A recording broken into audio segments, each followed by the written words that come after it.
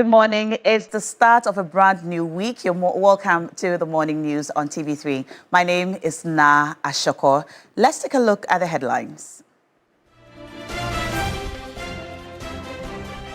The NDC Majority Caucus in Parliament calls for the annulment of the Ayawaso East primary and the disqualification of candidates involved in alleged vote buying. Meanwhile, the president of Imani Africa, Franklin Kujo, welcomes the stance taken by the Majority Caucus and NDC, saying this is the only way to tackle vote buying in Ghana's politics. Member of Parliament for Ablekuma North, Irabna Orban, urges MPs to support the Ghana Medical Trust Fund to boost healthcare delivery.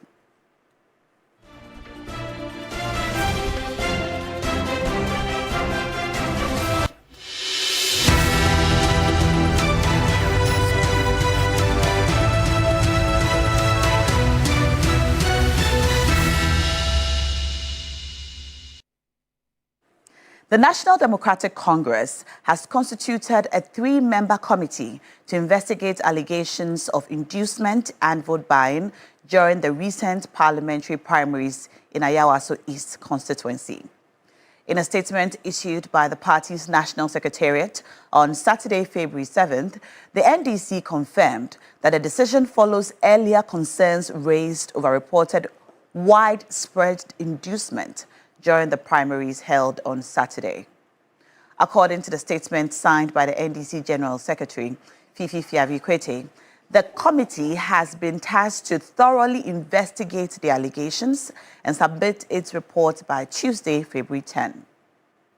The party has emphasized that the committee will not only examine the claims, but also make appropriate recommendations, including sanctions where necessary.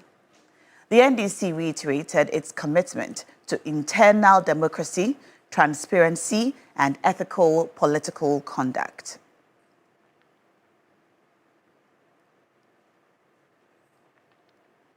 And now, in a related development, the Majority Caucus of the National Democratic Congress, NDC, in Parliament has called for the immediate annulment of the parliamentary primary in the Ayawaso East constituency. In a statement signed by the Majority Leader, Mahama Ayariga, the caucus reaffirmed its commitment to restoring integrity and transparency in Ghanaian politics. The caucus condemns allegations and alleged actions and cites the agenda to reset politics. Calls for immediate annulment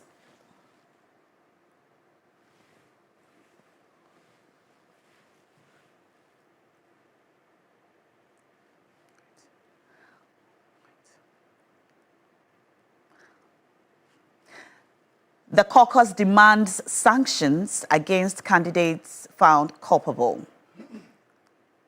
Candidates implicated are to be barred from rerun when conducted. And this statement was signed by Mahama Ayariga, the MP, Majority Leader, and Leader of Government Business in Parliament. Still on this issue, the Majority Leader, Mahama Ayariga, says in the wake of the NDC Majority Caucus in Parliament calling for the cancellation of the Ayawaso East primary, he is resigning as a member of the party's investigative committee. He noted that, given the caucus's position, it has become untenable for him to continue serving on the committee and has formally requested the party to appoint a suitable replacement.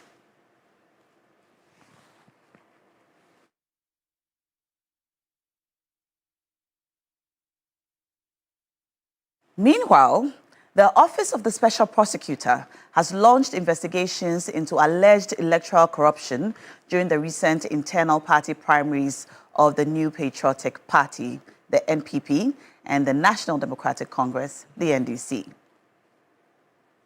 In a public notice dated the 8th of February, the OSP announced that it has commenced investigations into the MPP presidential primaries conducted on January 31st, focusing on allegations of vote buying, vote selling, and the sources of funding for the alleged corrupt activities.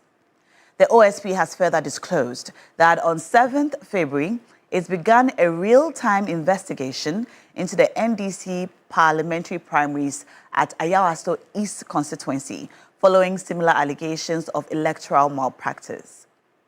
According to the OSP, during the conduct of the NDC parliamentary primaries at Ayawaso East, one of the candidates, Mohammed Baba Jamal Ahmed, allegedly abetted a group of thugs to physically attack an officer of the OSP.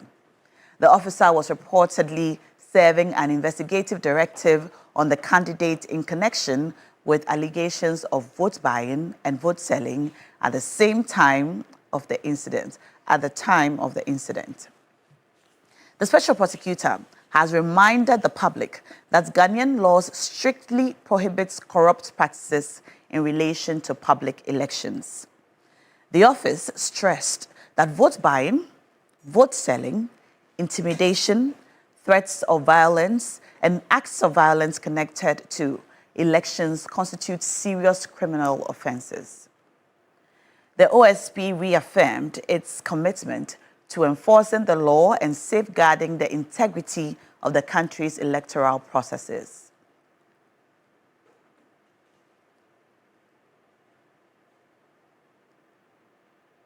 And now, President of Imani Africa, Franklin Cudjoe, has welcomed the stance taken by the majority caucus and the NDC party. He spoke in an interview with TV3. It's good the majority side has joined in, and I hear the president has also joined in as well, which is a very good thing. I mean, the NDC must be setting the examples for others to follow. And it's important that in this reset agenda, these examples must be set. The people involved must be investigated, fished out, punished, probably banned for the next 5 or 10 elections, so that they don't contest the elections. That's how stringent we should be. And it shouldn't be because there's no law banning inter-party, whatever it is. I mean, as I've seen some people suggest that there's no law banning, we should make a test case. And if I were a judge, I'll be bullish and make sure that people are punished and they don't run the next 5 elections. It should be a cut across the entire country. I mean, it's become one too many. People commit crimes until one person is scapegoated and then made an example of, and then afterwards people do not do it again. So I'm sorry, he scapegoated himself, but unfortunately we use him as we'll probably call the law Baba Jamal law, which punishes people who go into such elections with such bravado, spending spree, and then also basically make sure that probably ban for the next 5 elections. And then that would be enough. I think this is the only way we can start settling scores when it comes to the monetization of elections. You know how many people, you know how much money people spend in these elections? What is this? How do they get their money back? That's how they come in and steal. That was Franklin Cudjoe of Imani Africa. Now, political analyst Dr. Ifriye Samuel says drastic actions are needed to curb the phenomenon of vote buying in Ghana politics. I would be glad that if the party will institute stringent measures, because you don't forget that the party also have some elections ahead of them in terms of the national executives and other regional bodies, and these things are going to be serious, and they are also government in power, they are party in power. So it will give different signals that if they will start and try to implement the outcome of this committee, I think it will be good for the NDC, especially because the way it is, it's so if I describe it, it's so embarrassing and so disgraceful to our democracy when you see people sharing these things, and it's so embarrassing. If anybody is a victim of these things, or maybe is culprit in some of these things, then the party needs to take them. But in order to restore confidence and also send a signal to all party members, that is the NDC, I think it is being cancelled or being annulled. It will be a signal to avoid some of these vote buying that if you find yourself in this situation, that election. If you are not also careful on the other side, some people will also use it as a strategy to also get people out of these positions, because they will use it, even though they will not win or whatever, they will also use money as or a certain kind of resource to get people out of the system.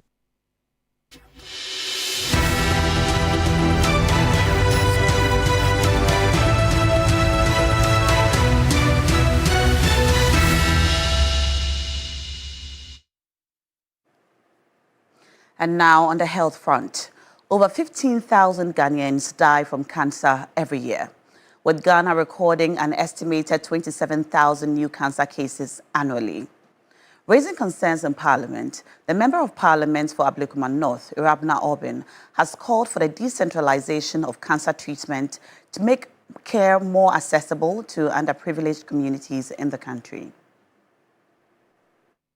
24,009 Ghanaians were diagnosed with various forms of cancer in 2020. Out of this number, 15,802 people did not survive. Women accounted for 8,630 of the deaths, resulting from cancer-related complications. Breast cancer remains the most common form of the disease recorded, prompting renewed calls for stronger, locally driven awareness campaigns. As part of activities marking World Cancer Day, the Member of Parliament for Ablekuma North, Irabna Orbin, called for the decentralization of cancer treatment services across the country. We must also decentralize cancer services. It is unacceptable that patients from regions like Upper West, Upper East, and parts of Greater Accra travel long distances to access radiotherapy and specialized oncology care. This creates delays, increases costs, and discourages treatment adherence. Ghana needs more regional cancer centers, trained oncologists, nurses, and diagnostic facilities. The Member of Parliament for Ablekuma North praised President Mahama's Ghana Medical Trust Fund initiative and stressed the importance of early detection and prevention. Let us commit ourselves to a Ghana where no citizen dies simply because they are poor, where early screening is accessible in every district, where cancer patients are supported with dignity, and where initiatives like Mahama Cares are strengthened to become a lasting pillar of our health system. Right Honorable Speaker, the fight against cancer requires unity from government, Parliament, civil society, the private sector, health professionals, the media, and citizens alike. Irabna Orbin acknowledged progress made by the Ministry of Health and the Ghana Health Service whilst calling for a national approach that pushes cancer services beyond teaching hospitals and major referral centers in regional and district-level facilities. She urged that early screening units, mobile testing programs, and stronger referral systems would significantly improve survival rates. They are the unsung heroes of the state, working hard behind the scenes to keep the country moving forward. But have you ever wondered what the exact role of the Secretary to the President of the Republic is? Well, Evelyn Tingma sits down with the Secretary to former President John Agyekum Kufuor, Ambassador D.K. Osei, to tell us more about this important job. Behind every successful president is a trusted secretary, working tirelessly behind the scenes to ensure the smooth operation of the country's highest office. Ambassador D.K. Osei served as Secretary to President John Agyekum Kufuor between 2001 and 2009. A seasoned diplomat, Ambassador Osei joined the Foreign Service in 1976 and worked in several countries before being called by President Kufuor to serve as his secretary. He says his tenure as Secretary to the President was a highlight of his diplomatic career, bringing his exceptional skills and experience to the role. His appointment came as a surprise, even to himself, as he was serving as ambassador to Denmark at the time. He tells me that as Secretary, his day begins at dawn, reviewing the President's schedule and preparing briefing documents for the day's meetings. He came into the office, and I was the first person he saw, because we would normally I'll normally take him through his day's activities. I'll have a program which you would have seen, and then we'll agree on the timings and the content, and also then provide him what we call talking points and briefing notes about the meetings he's about to hold that day. And if there are some meetings he wants to add beyond the program that we proposed. He is a gatekeeper, filtering calls, emails and requests for the president's attention. With a keen eye for detail, he ensures every speech, statement and policy document is accurate and error-free. As secretary, Ambassador Osei also played a key role in shaping policy directions and advising the president on various issues. The president's letters and emails, all of them come through you. And when you receive his letters and his telephone calls and emails, you decide which ones the president is going to see. Because you cannot give him the whole batch of letters, maybe 110 letters a day. So in doing the sifting, the president is not receiving all the information that he would ordinarily have had. Sometimes the president will take decisions that you disagree with. If you are really convinced that the decision he is going to implement is not in his interest or the country's interest, you try very hard to find bureaucratic ways of slowing it down. As the president's confidant, Ambassador D.K. Osei is privy to sensitive information and sworn to secrecy.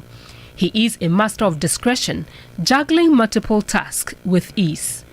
From coordinating international trips to managing the president's calendar, Ambassador Osei's work is never done. He is a calm in every storm, ensuring the president is prepared for every event, meeting and engagement. And the role comes with its challenges. The president has only 24 hours, and everybody wants to see him for 3 hours, and most cannot see him beyond 15 minutes. And they can only blame you for it. And you know, being a politician, when you call him, he says, "Oh, no, come and see me." It is not his duty to manage the come and see me. He told his friends. And of course, as a politician, when the man goes to see him, he will insult you. Don't just ignore that stupid secretary of mine. I told you to come yesterday. Of course, he's a politician, so you take the blame for it. But I didn't really mind.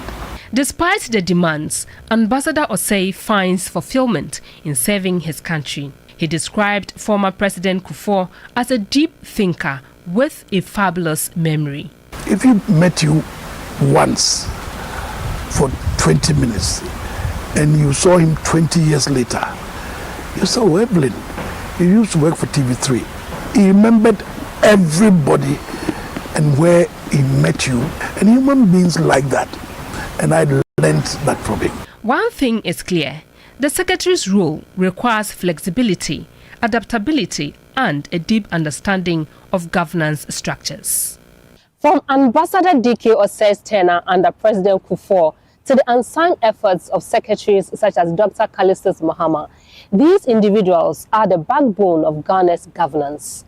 Their work behind the scenes is a testament to their commitment to public service and nation building, and their stories serve as inspiration for future generations. Evelyn Tinkma, TV3 News, Accra. And that's it for the morning news today. We are still here with the rest of TV3 Newday. My name is Na Ashoko.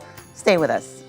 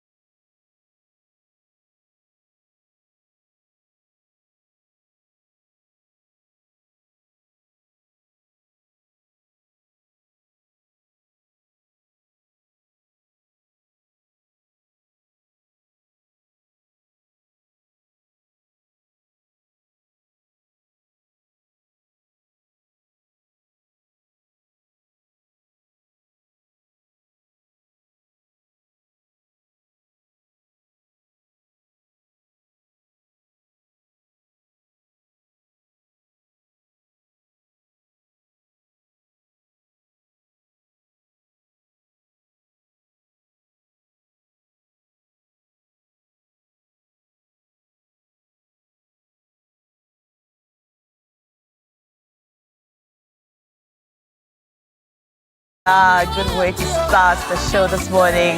It's a Monday, it's the start of a new week, and we're starting off with all praise and thanks to God for taking us through the weekend, bringing us this far. It appears the month of February is running, but, well, we're grateful.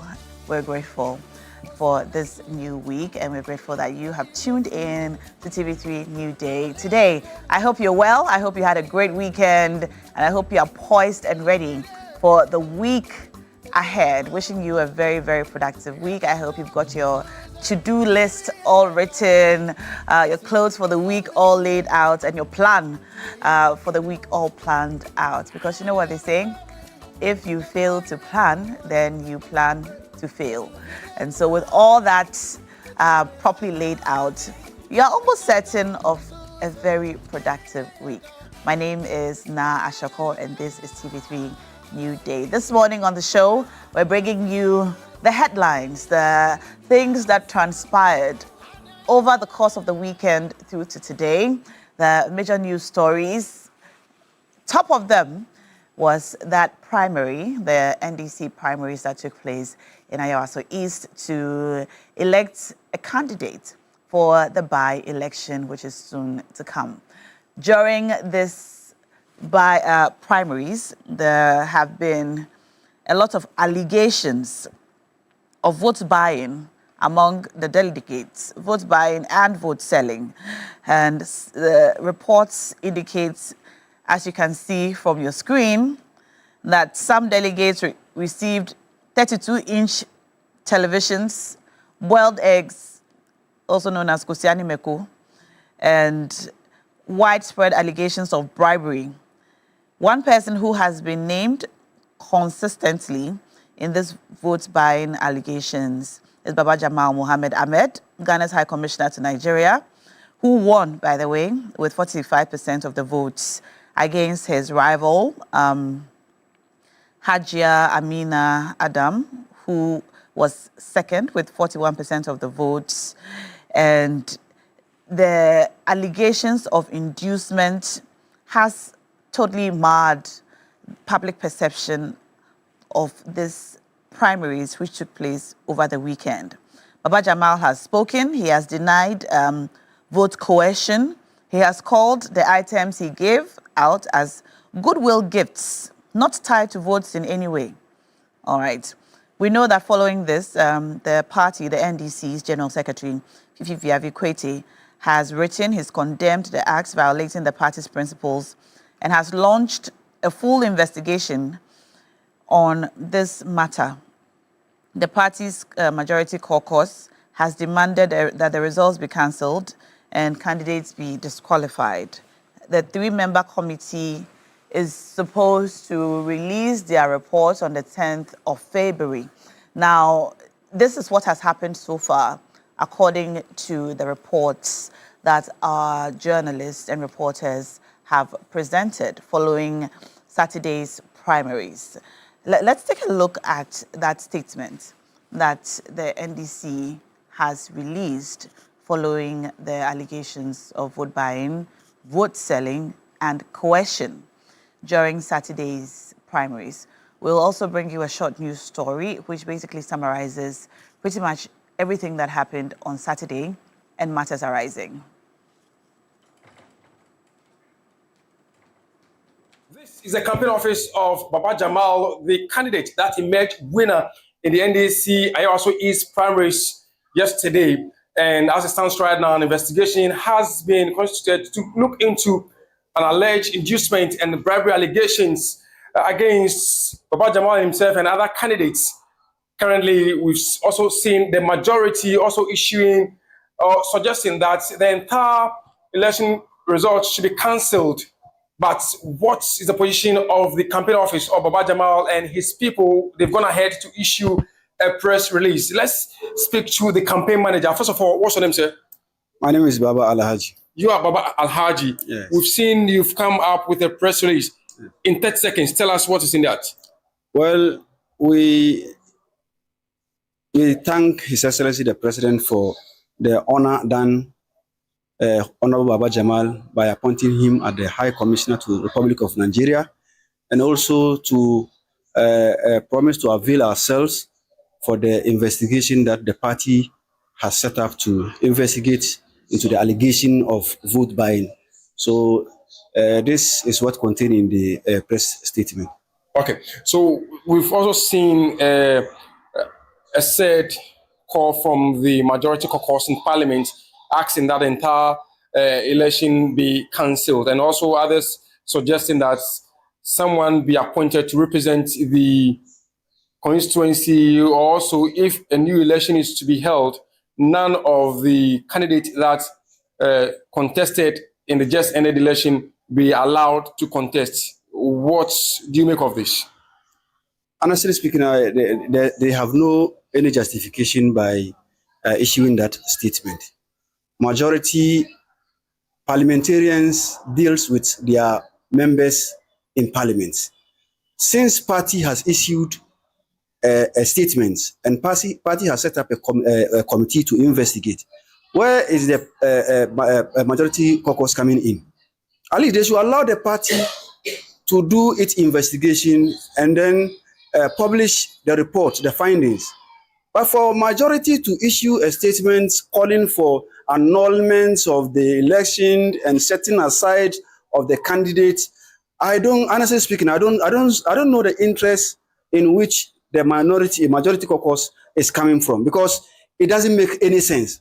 So if someone has bought a motorbikes and ended up getting 88 votes, who will sit anywhere and come and tell me that good people of East Ayawaso have no mind of their own and they were manipulated because of the 32-inch television? Motorbike did not influence their decision, but it is 32-inch television. It is highly unfortunate. We are hearing that the TV set didn't come from Honorable Baba Jamal, and it came from friends. Yeah. That was what happened. As a campaign manager, I know our preparation. Our preparation doesn't include distribution of television sets. But when the motorbikes were being distributed, Baba has a loved one from Akotia. They contributed and brought, this was a surprise thing that they did.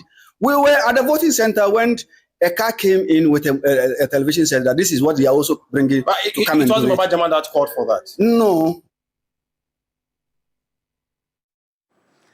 All right. That is a footage from Saturday, where we're speaking to some of the delegates after the alleged vote buying. And over there, you hear them say that the people have a mind of their own, Roland. The people have a mind of their own. And that you cannot say you have coerced them because they have been coerced because they have been given gifts. They have a mind of their own. The gifts will not sway their decision to vote this way or that way. Well, one, let's establish that this is a response coming from the campaign office and the campaign team of Baba Jamal. And so they will always be on the defensive. The second thought is that the question of vote buying or not is in the act and the significance and the impact it has on the overall process as to whether it's free and fair and objective as well. Because for people's mind, to be changing by way of the voter behavioral pattern, it also means that excessive inducement could have an impact. And so that also has to be established. Now, the fourth one is this a phenomenon we've seen before? It's a phenomenon we always see. Have we seen it glaringly where we have continuous footages on social media and then also carried maybe live, particularly on voting day? No, we haven't seen that magnitude. But we know that this one is just a microcosm of what we're talking about, monetization and vote buying, because we have to be realistic. People induce voters for the choices they have to make at the polls. Those inducements take many forms.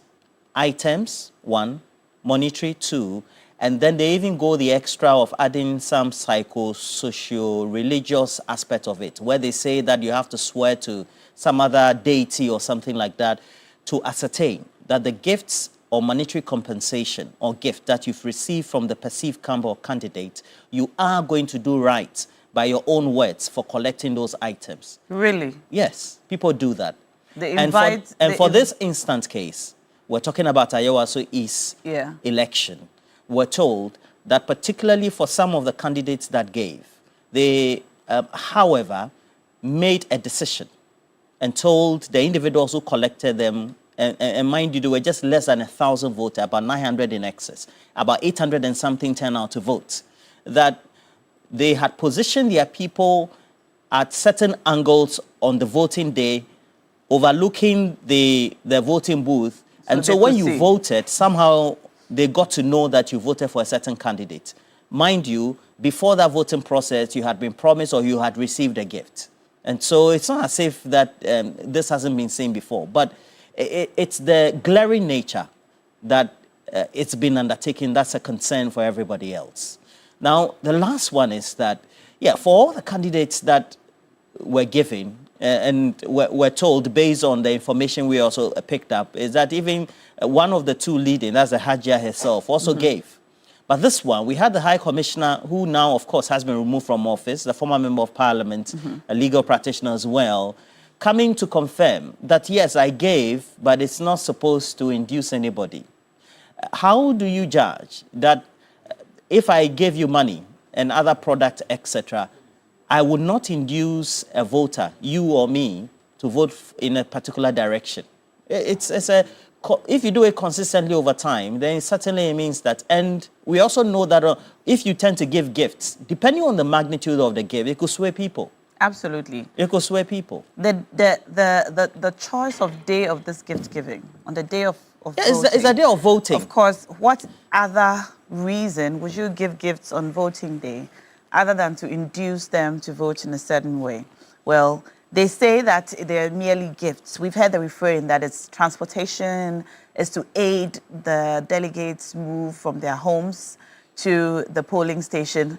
But when we see 32-inch television sets, then you would ask, could this really be just transportation or just gifts? A 32-inch smart TV, NASCO, on the day of elections, in such a glaring manner, and it's like, which one is it? Is it this NASCO? Yeah, okay, 32-inch. They even say it's happiness, and they are aware that the cameras are there.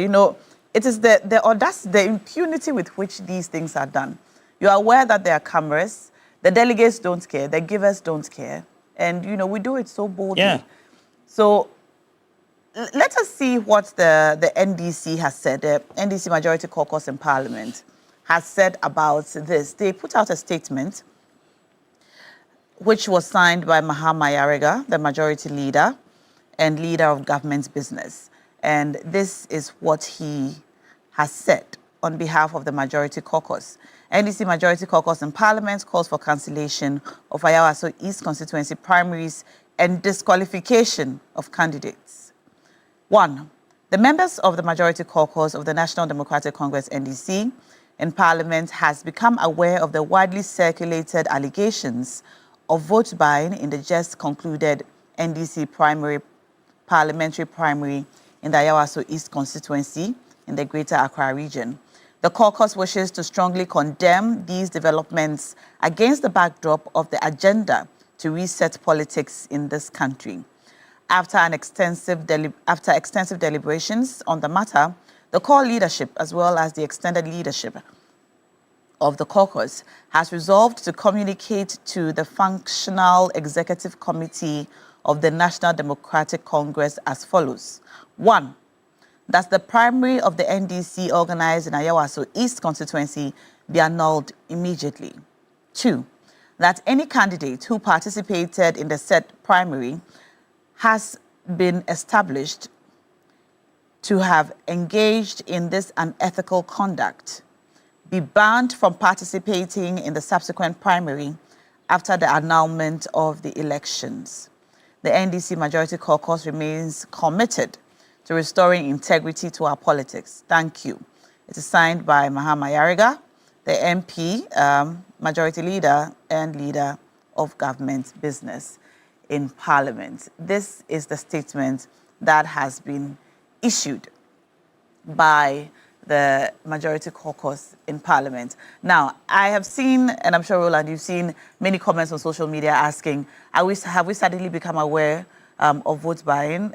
why are we suddenly moving to act this time? Some people have said, well, better now than never, better late than never. And then probably it is how widely circulated or how much was involved or the caliber of the people involved and the nature of the gifts that were given this time, which has caused or which has necessitated this action by the majority caucus. Well, for me, the amount that was involved, television, this NASCO did like maybe 1 point something K or something, you know, be plenty money. But at the end of, because we've seen where primaries, we've had iPhones given out before in this country. And iPhones cost in excess over 10, 15,000. Yes. That's the bottom fact. Yes. So at the end of the day, we've seen a situation where an action is being taken foremostly by the political party. Whether it's for the optics or not, we also have to know that you're communicating to a certain public by your action. Your inaction then connotes a certain directive and then also a certain behavior of apathy, you as the leader. And I hold the position that the decision by the leadership of the National Democratic Congress to foremostly, even before the criticism will get to the intensified level, to issue that statement and say that they have started a process of putting together a committee and then giving that terms of reference to that committee to undertake investigations is what we haven't been seeing from the topmost political parties. And I think that for all the conversations and the narrative, this is new. Okay. 2, we have to make sure that we get to the bottom of this matter. We've been using as media as well as those who feel that maybe because there could be concerns about legalities or not, using the word allegedly. We have confirmation from the recipient of these gifts who say they were giving these gifts so and so and so by so and so. And so it's not alleged. These are proven facts by those who are witnesses and recipients of the gifts. Participants. So there's no alleged here. The alleged is in the statement of the NDC. It's in the statement of the majority caucus as well, but it's not alleged as well. And that takes us to the position about how the parties, the political parties, the MPP and NDC, whether it's the Movement for Change and those that have come to pass, will have to be again more stern on their membership. We're practicing a democracy. It takes money to be able to fund this democracy. How do we then make sure we get the right sort of funding and then the means by which we pool those resources to be able to undertake this political party activism? And that's the bottom line. I love the statement by the NDC. It also means that they know that by the optics that were seen by the videos and the individuals who unashamedly said we had received this gift, and those who were given the gifts also unashamedly confirming that, yes, I gave them a gift of this magnitude, but I mean, who cares? This one is a normal thing. Yeah, so I think that's very good as well. Then lastly, we have to be in a position as a country to say that the political parties need to be given a number of roadmaps to undertake the way they do campaigns. Because in this country, unlike some other country, for example, in the UK, you have about 3 or 4 months to the election to campaign intensively. We don't have that here. So immediately the government, whether it's a transition or the same political party that forms the government, begins a new term, campaigning for the opposition and then even the intra-party itself in government starts the next day. So we have you sworn into office on the 7th of January, let's say any other year, and then the next year, 8th of January, somebody in your party is campaigning. The other in opposition is campaigning. So we have to be able to delineate and say the political parties have means of funding. This is the process by which you can campaign. And this is how we need to know, because by the act in itself that governs all this, we need to know the funding that the political parties are using. Well, that is one of the things that the OSP because has it threw away Musa Dankwe's projections. This one induced. Yeah. So the OSP actually has set out, well, they did set out a real-time investigation into the vote buying, vote selling, coercion, intimidation, and so on during the elections. And one of the things they have set out to do is find the source of this funding that these political parties and their agents, where they get the money from to be able to give gifts to all of these delegates in order to induce them or convince them to vote for them.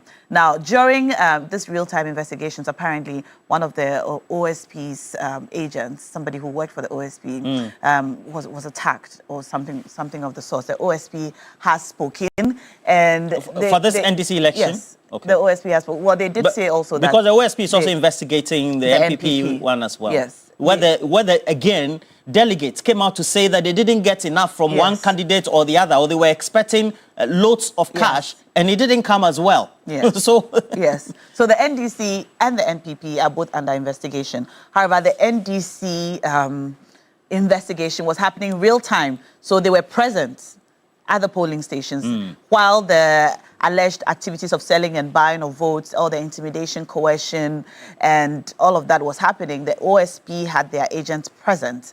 And so they have real-time investigative reports, and we'll soon get to know. But the OSP agents, was the agent attacked because they knew he was an OSP agent, or just somebody they thought was investigating? No, he actually went and asked questions. And said, I work with the Office of the Special Prosecutor. So we are not told if he disclosed who he was, but we are told that he went and asked questions of a candidate. And because of the nature of the questions that he asked, he was then attacked.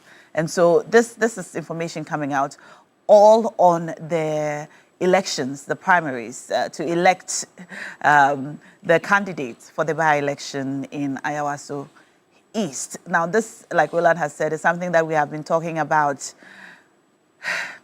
every election. We talk about vote buying, we talk about vote selling, we talk about the monetization of our politics and the fact that the person who wins is probably not the person, could be not the person best suited for the job, but the person who has the most amount of money to give. The election goes to the highest bidder. Is that the sort of politics we want to run? We've condemned this time and time again. Now the NDC is taking active steps to curb this vote buying and vote selling. Fifi Fiavikwete has spoken. The majority caucus has spoken. The OSP has also spoken. Now let's take a look at the OSP's press release. The Office of the Special Prosecutor has commenced investigation in respect of the New Patriotic Party, NPP, presidential primaries conducted on the 31st of January. On 7th February 2026, the OSP commenced real-time investigation in respect of the National Democratic Congress, NDC, parliamentary primaries at Ayawaso East constituency. The investigations focus on allegations of vote buying, vote selling, and the sources of funding of the alleged corrupt acts. During the conduct of the NDC parliamentary primaries at the Ayawaso East constituency on the 7th of February, one of the candidates, Mohammed Baba Jamal Ahmed, allegedly abetted thugs to physically attack an officer of the OSP who was serving an investigative directive on him in relation to vote buying and vote selling.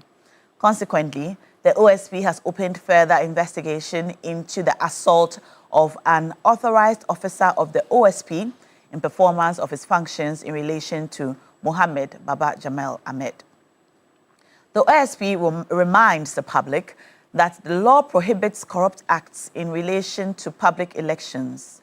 It is a serious offense to engage in vote buying, vote selling, and intimidation, threats of violence, and acts of violence in relation to elections. So, this is the release from the Office of the Special Prosecutor.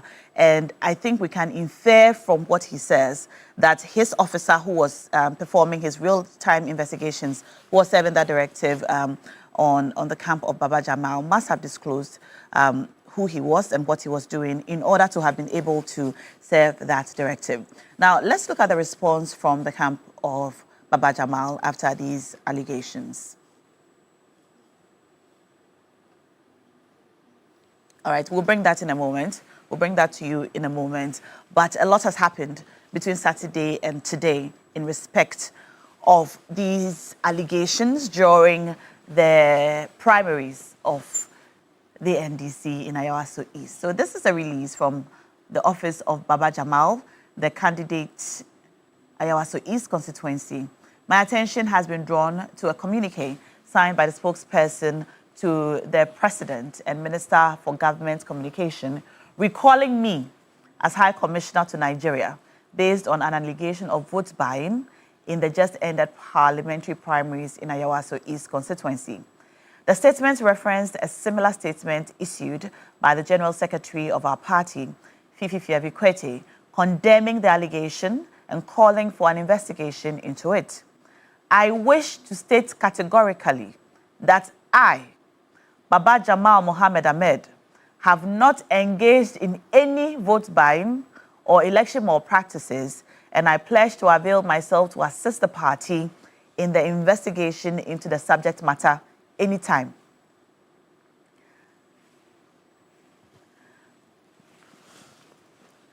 All right, we'll bring you the rest of that statement in a moment, but clearly, from what we have just shown you, the candidate denies in no uncertain terms this allegation against him. He states categorically that him, and he mentions his name, Baba Jamal Mohammed Ahmed, have not engaged in any vote buying or election malpractice, and I pledge to avail myself to assist the party in its investigations into the subject matter anytime. I want to use this opportunity to thank His Excellency, the President, for the honor done me and the opportunity to serve my country as Ghana's High Commissioner to Nigeria. Finally, I sincerely thank the NDC in Ayawaso East for the confidence reposed in me to lead them into the main by-elections scheduled for the 3rd of March. All right. So there, signed by Baba Jamal Mohammed Ahmed, Esquire, the candidate for the primaries last Saturday.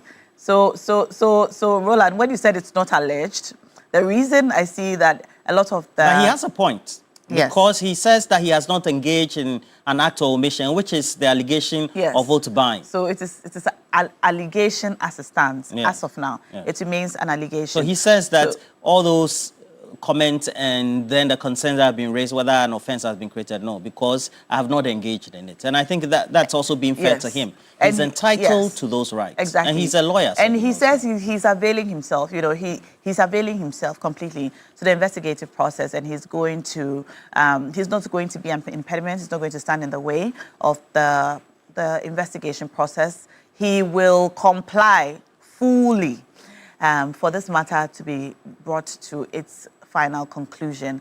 And there is a date set, I believe the 10th of February, for this investigative report to be presented. And so we've heard from the majority caucus, we've heard from the NDC party, majority caucus led by Mahama Ayariga. We've heard from the NDC party, signed by the General Secretary, Fifi Kwete. We've heard from the Office of the Special Prosecutor.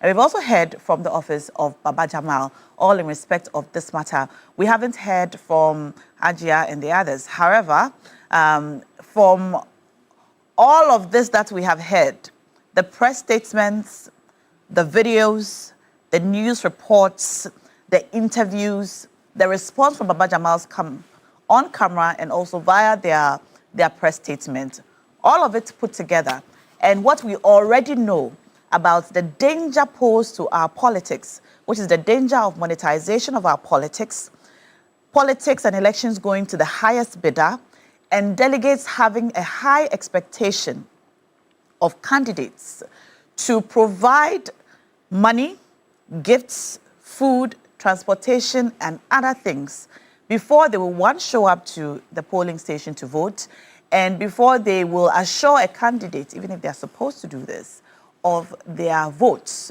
to them. What do you make of all of it? As a Ghanaian, what do you make of this monetization, vote buying, and vote selling in our body politic? This is a question to you on our This Morning segment. Our phone lines are now activated. It's time for This Morning.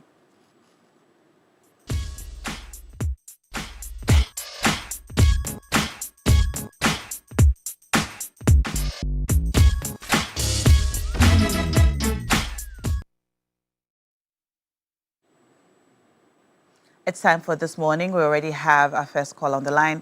Mejina has joined us. Mejina, good morning. Good morning, Na and Roland. How are you guys? Very well, thank well. you. Great to have you. I am being provoked to the highest level. By who? By the happening in the Ayawaso West East constituency regarding the primaries that gets held. You know why I'm saying that? Why? Just recently, Fifikwete was insulted, attacked by greedy bastards because he spoke the truth. When he was speaking that we should prioritize majority of Ghanaians, majority of the party members, this man was attacked for saying the truth because of their own interest. Now look at this. The woman who is the widow contestant, is she not on trade board? Is she telling me that she's not okay? Is that seat only for one family? Again, Baba Jama, a high commission to Nigeria, you are also contested. Are you telling me that you guys cannot groom anybody to replace you? So if you guys are not there, the Ayawaso West constituency cannot function. Is that not what you are telling me? Again, you are defining that you gave a national television. Therefore, you, according to your own definition, it doesn't amount to vote buying. What kind of hypocrisy is this? What is the definition of vote buying? Even if you give one CD, and the intent is that you are giving it for the person to vote, it amounts to vote buying. It doesn't matter whether somebody gave a motorbike or what. We should call a spade a spade.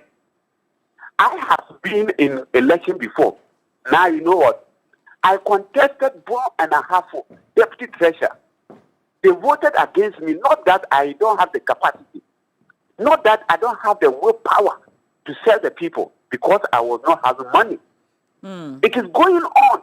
People must speak the truth and stop peddling lies. Okay. I always describe Fifikwete as a political Jesus or political Muhammad. The man is so clean, he speaks the truth, but people, because of their own personal interest and greed, they don't want. Don't come in Muhammad to you have somebody on trade board. Why? Is the person only the person who has the capacity to do what?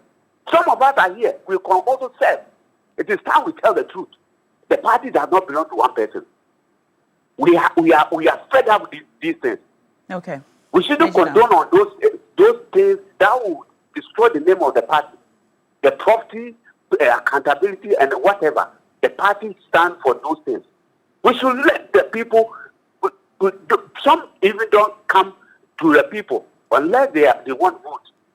How many times have they been going to police station to visit the police station to motivate them? Just go there and talk to them, inspire them, give them words of motivation to do to serve them, to help the president build the party.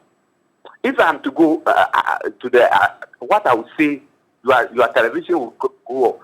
Okay, all right. I think we can end it here. Yeah. Thank you. Regina, you say you contested. I think he's gone. Yeah. Yes, Regina lost but he did say for lack that, of money. Yeah, he did say that he contested, but he lost because he didn't have money to give. Okay. Yeah. Well, we have another caller joining us. Hello. Hello. Yes, sir. What's your name and where are you calling us from? Yeah, good morning to you people, and my name is Yakub calling from Tamale. Yakub, thank you for calling. Yes, calling from Tamale. Welcome to the show. Yakub, Yeah, thank you very much. Tell us what you make of this vote buying phenomenon. Yes, I think that it must be condemned. And my worry is that all those who are making noise about this particular issue, which of them is clean, right from president, both the political parties, that is MPP and NDC, and all the parliamentarians over there, which of them is clean? If someone is given just a 32-inch of TV to someone to vote for him or so, we are in this country where people people even give iPhones. How much is iPhone? We're in this country where people even give motor keys to people to vote for them. We're in this country where people give things that value more than 10,000 to delegates to vote for them. So I don't know how we are playing this kind of politics in Ghana, where when this person does it, it's wrong. When I'm doing it, it's right. All right. Which of the parliamentarians over there can boast, come out clean that he has never given kobo to a delegate to vote for him or her? So this kind of level of hypocrisy in Ghana. This is the time for us to look at it critically. So you think that because it's been done in the past, the party should not clamp down on it now? I think that, yes, it's good for them to investigate and come out clearly as what to do about that. But my worry is how people are going about it. My worry is how they are going about it, as if he's the one who has started the whole issue. Okay. As if he's the one who has started the whole issue. MPP is doing it, NDC is doing it. Even, look, come to look, even when you are to go in for just assemblyman. Assemblyman? Just to go in for assemblyman, whom is not paid in any way. Can you look at the kind of money they are spending? Really? Even those who are in parliament shouting, hey, they are the particular people who come to the local areas and sponsor these assembly people to win the elections. But there's nothing wrong with sponsoring somebody to win an election. Unless you're saying that the assemblymen, they are giving money to share. They come in to give them money to go out and guide the people. I see. So, yes. So unless you witness some of these things, that is where you get to realize that, no, these people, they are just playing devil advocate. Okay. So it's good for them to investigate so that we all know. And if there's a way this thing can be stopped, then they should go about it in that way. But if they are trying to target one person, making noise all over the country, I think it will not help us. Okay. Yeah, it won't help us. Thank you. Yes. So that is why when I remember this particular thing, John 8:1-11, when the religious leaders were chasing the woman that she's infidelity, she's not correct. Okay. And Jesus asked them, which of you has never sinned? Okay. If you think you have never sinned, throw the first then stone. Throw the stone first. All right. Throw the stone first.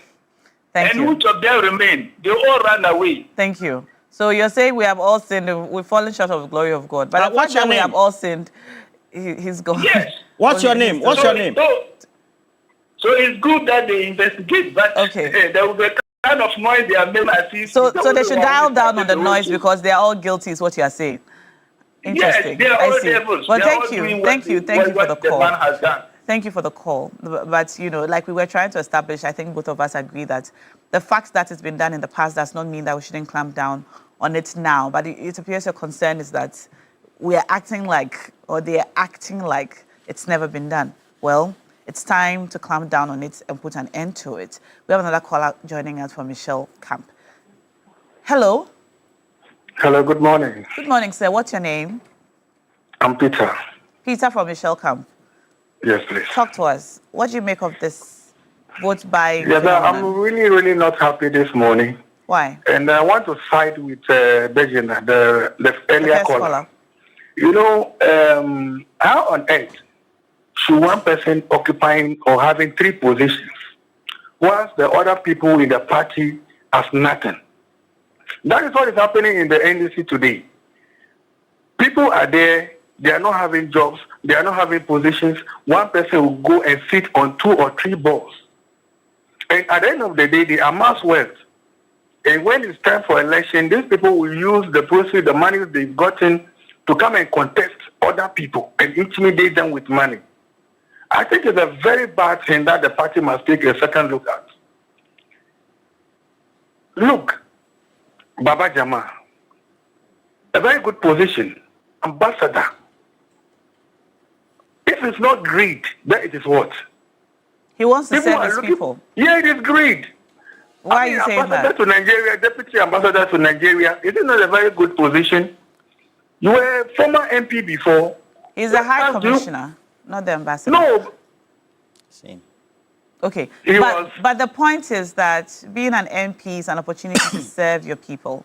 So he's seeking to serve his people and represent them. He was former MP for Akwetia. Is he not the same person?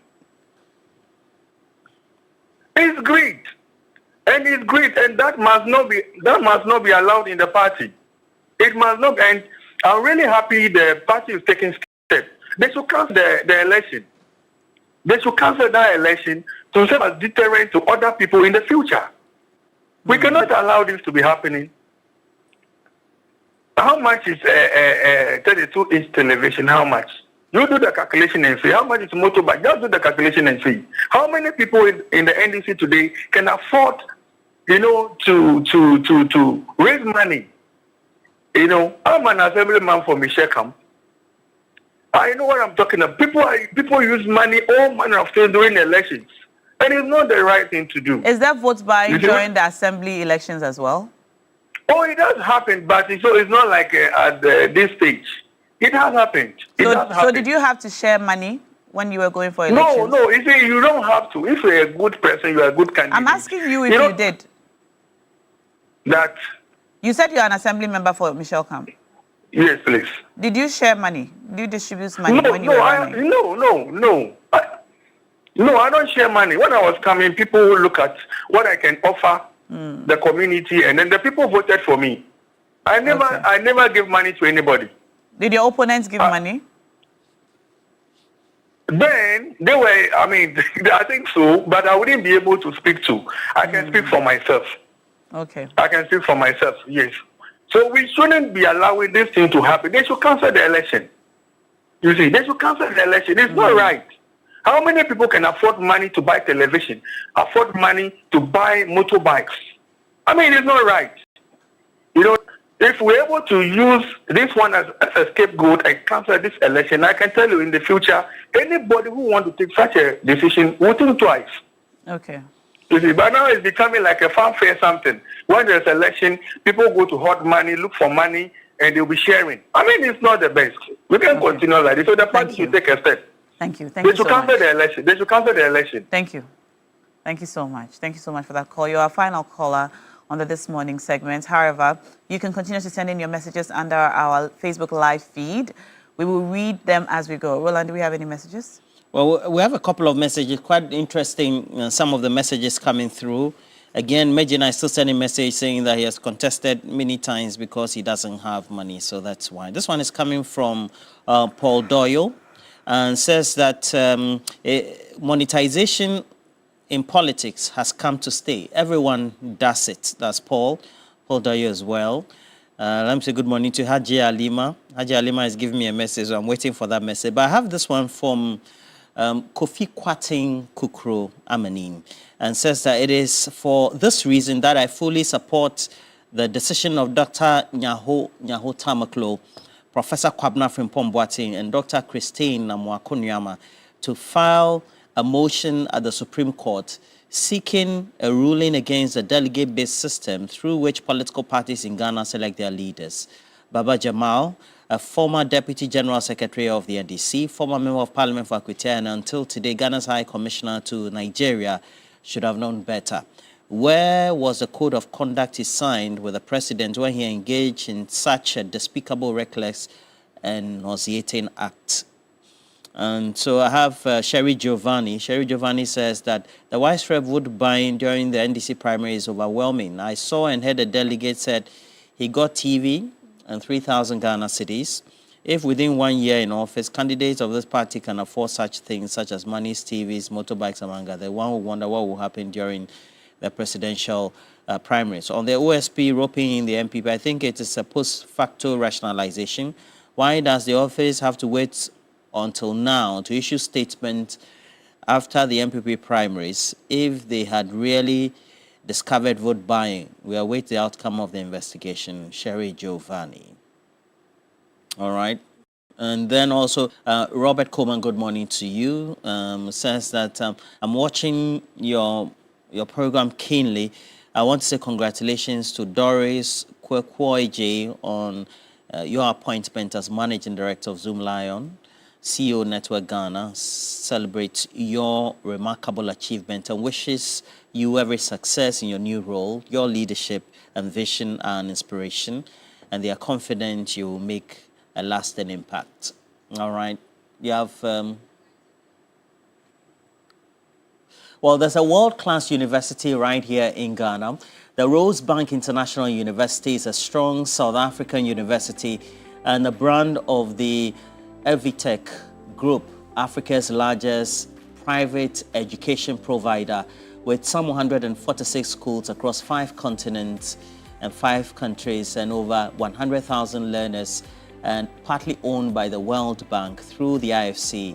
And Rosebank International University is fully accredited by the South African Qualifications Authority, the British Accreditation Council, GTEC in Ghana, City Guild UK, and Capsicum Culinary Studio. At Rosebank International University, they offer a Doctor of Business Administration, Business in Administration Masters, Masters of Science, and Master of Philosophy in Digital Marketing, Bachelor of Supply Chain Management, targeting professionals in freight forwarding, customs, among many others. Rosebank University offers hospitality and culinary arts available at diploma, undergraduate, and postgraduate levels. Their ICT programs have BSc Information Technology in Business Systems and IT Computer Application Development, all carefully designed, engineered to equip you with the skills and qualifications needed for a successful global career. Rosebank University's mission is simple: inspiring excellence. Admissions are now open for January as well as this part of the year, February 2026. Make sure you visit their modern campus at Airport Commercial or Pebia House, Accra, or you can also apply online. You can also apply online at www.riuc.edu.gh. Rosebank International University, building global citizens. All right, we have more for you. If you haven't cashed out this morning, you want to do so now. Dial *4. I beg your pardon. If you haven't cashed out, please dial now *439#, and you can win big on the show. Select option 2 for TV3 and win. Play at least 30 times, all right? 25 to 30 times. Dial *439# and win big on the show. And here is a perfect snack for you to get through the morning. If you are hungry or you want to grab a quick snack, grab Nutri-Snacks Granola Bar. Nutri-Snacks Granola Bar is made with oats and honey and has all the necessary ingredients and nutrients needed for that power snack you need. Grab one before you work out, grab one before you start your day, grab one in the afternoon, grab one as a little snack while you wait for lunch. Any time of the day, Nutri-Snacks Granola Bar is the snack that serves you well. All right. When we come back from the break, it'll be time for Big Issues, where our panel will be here. And top of the list of discussion today, Roland, is still Ayawaso East primaries, isn't it? Yes, certainly. Yes. And then we'll also look at the Office of the Special Prosecutor's decision to also investigate the MPP primaries as well. And then we'll speak generally about the whole issue about monetization in Ghana's politics, and then how we make sure that we put in the right sort of screws to be able to at least keep the trend, not to have it exacerbated. It's very important that we do all that. We also do have an exclusive interaction right here in the studio, and so we're going to have with us Brigadier General Joseph Nunu Mensah, retired, is going to join us. Where he's written a new book looking at his early life, not only in the military, but also growing up, working with former President Rawlings. We'll talk about a lot of things, issues of military brutality, as well as the renaming of the Kotoka International Airport. We'll have him after 9, so make sure you join us for that exclusive right here in the studio. Amazing. We'll also bring you sports and more. And by the way, Kumasi Asante Kotoko, yesterday, Kumasi Asante Kotoko were beating on their home ground. We'll bring you more details on that and more during sports. Stay tuned.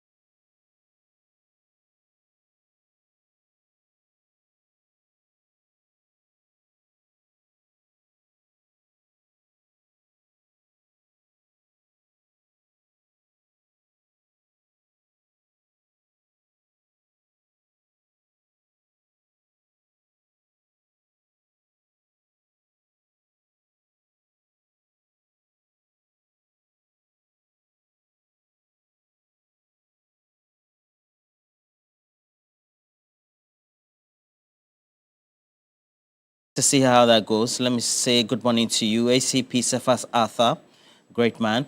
He is commander at the Police Ashanti South Command. Wishing you all the best for the day. All right. And so we'll see how that goes for all the things that have to be done. But importantly, please make sure that you join our streams as well. We have a couple of you. We're talking about what we need to do with monetization of politics right here in Ghana.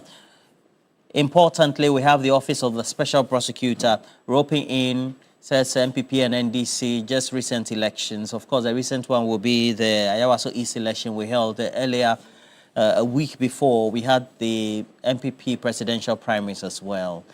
And so it was a way forward, really. And the NDC leadership, they've taken the lead already and given the signals that a committee has been put together. That committee has been tasked to investigate. And it looks like the majority side in Parliament has also joined in the conversation. And what we're getting also is a mixed bag of views from all of you. Some are asking, hasn't this happened before? Are we playing ostrich? Haven't we always known? And the question we're asking this morning, step in the right direction by the NDC, by the Office of the Special Prosecutor, and then what could be done as well. So I have lawyer Apia Dankwa here, lawyer Apia Dankwa of the United Party. Good morning. Good morning, Papa Ro. Great, good to have you. Yeah, I hope you had a great weekend. Yeah, I had a very quiet weekend. Yeah. All right. And then Dr. Bernard Tutubuahin is here. Good morning to you, Dr. Bernard Tutubuahin. Good morning, Papa Ro. As the UTAC chapter of UEW, you're a member of the UTAC chapter of UEW, exactly. Right? Which other concerns do you have currently? About UTAC? Obviously, I think in recent times you heard about some press releases from some other universities, branches. And, I think that so far that has been the concern, but leadership, NEC leadership has taken steps, to discuss it with the minister and other stakeholders. Okay. So we are still managing the process. And then I think that, money is everything to teachers. So obviously, our conditions of service is what we are looking at next. Okay. And I think that the government is showing positive signs and goodwill, to improving our conditions of service. That's fine. Yeah. That's fine. All right, so we'll just take you through what the meal is. Let me just also acknowledge some of you who across Facebook page. We're grateful that you join us. We're also streaming live on YouTube as well. And then TikTok, Zelis Doing. Good morning. Thank you for joining us. He's watching us from the UK. Posky is one of the scam accounts. Benjamin Nunu, if you can block some of those. I see Posky GA, please scam them because they are worrying individuals like David Pamford. Good morning. You've joined us as well.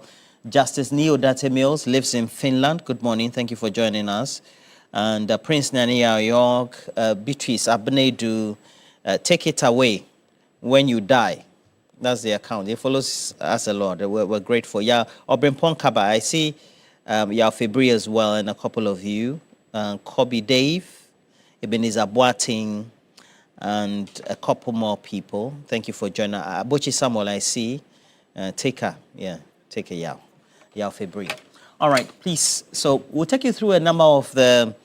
We'll first go to the NDC. They have put together a release. There's a committee that has been set to investigate the alleged vote buying, Ayawaso East.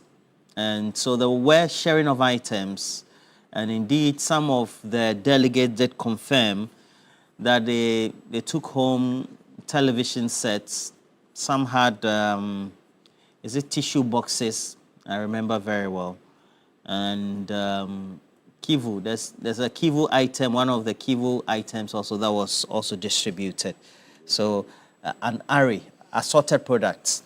So you take home the television assorted product. And we're told one of the candidates allegedly also gave out motorbikes. I can't verify that, but again, that was also But motorbikes, I do agree that motorbikes and aboboy and some of those ones have become synonymous to our campaigns because it also is a means for transportation for many people. So they tend to do that. So we have the one from the NDC party in itself. We'll start with that before the majority caucus.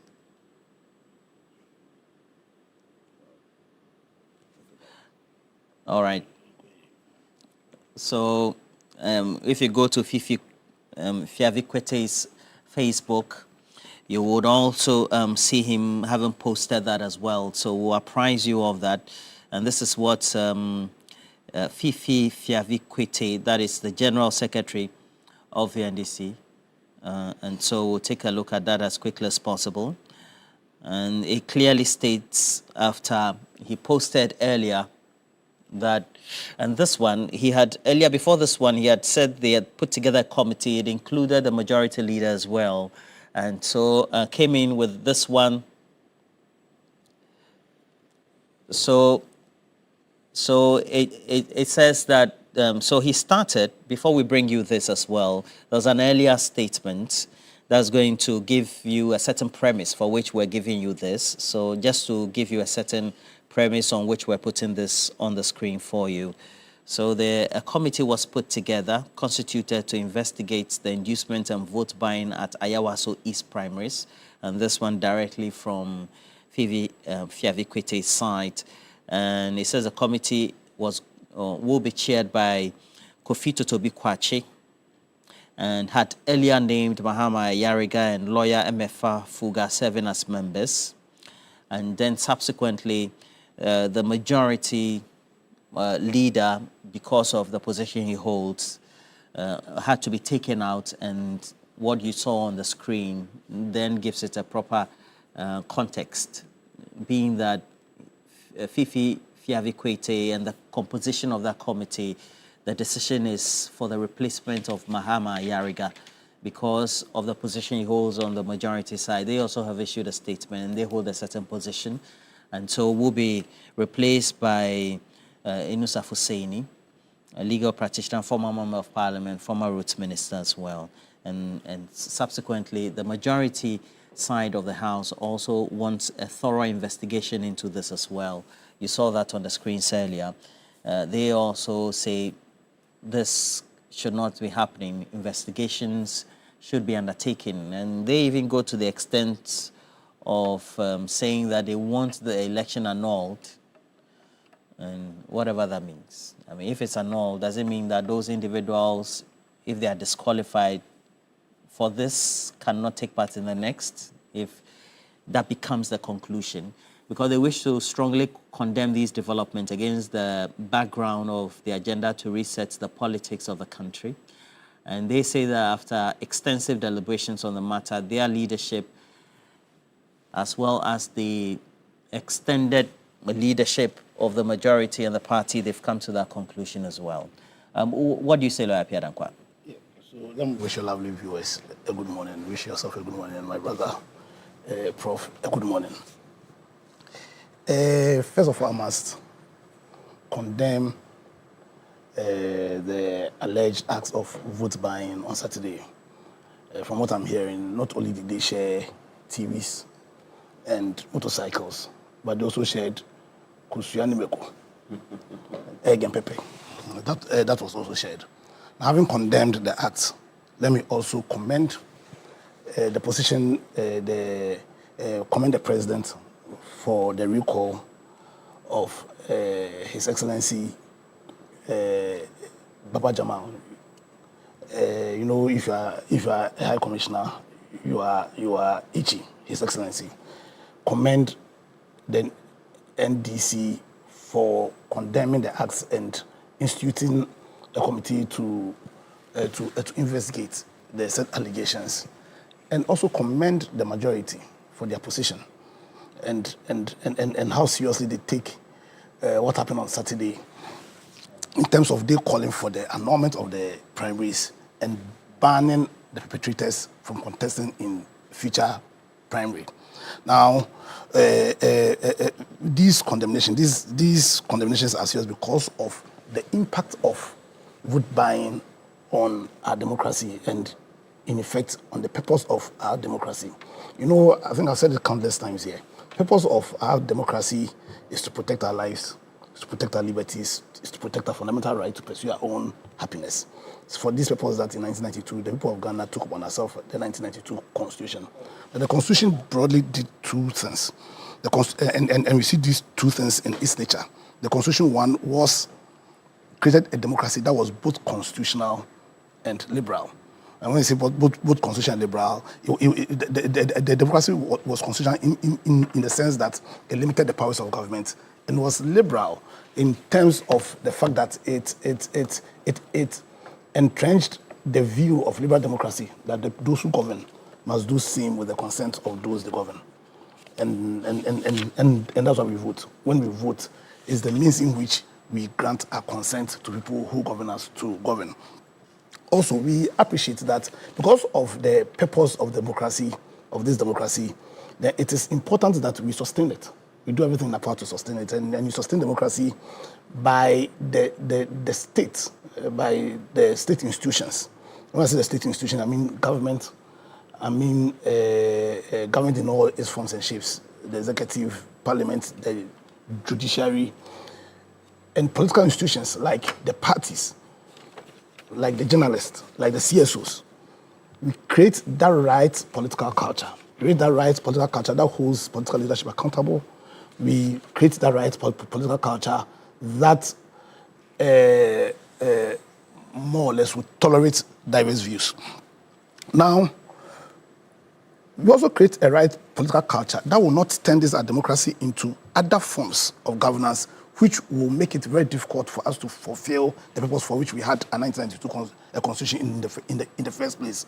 And so we can, if we sit down and allow this democracy to be destroyed, we can have a caucusocracy, that is a government by the least of society, or we could have a plutocracy governed by the rich.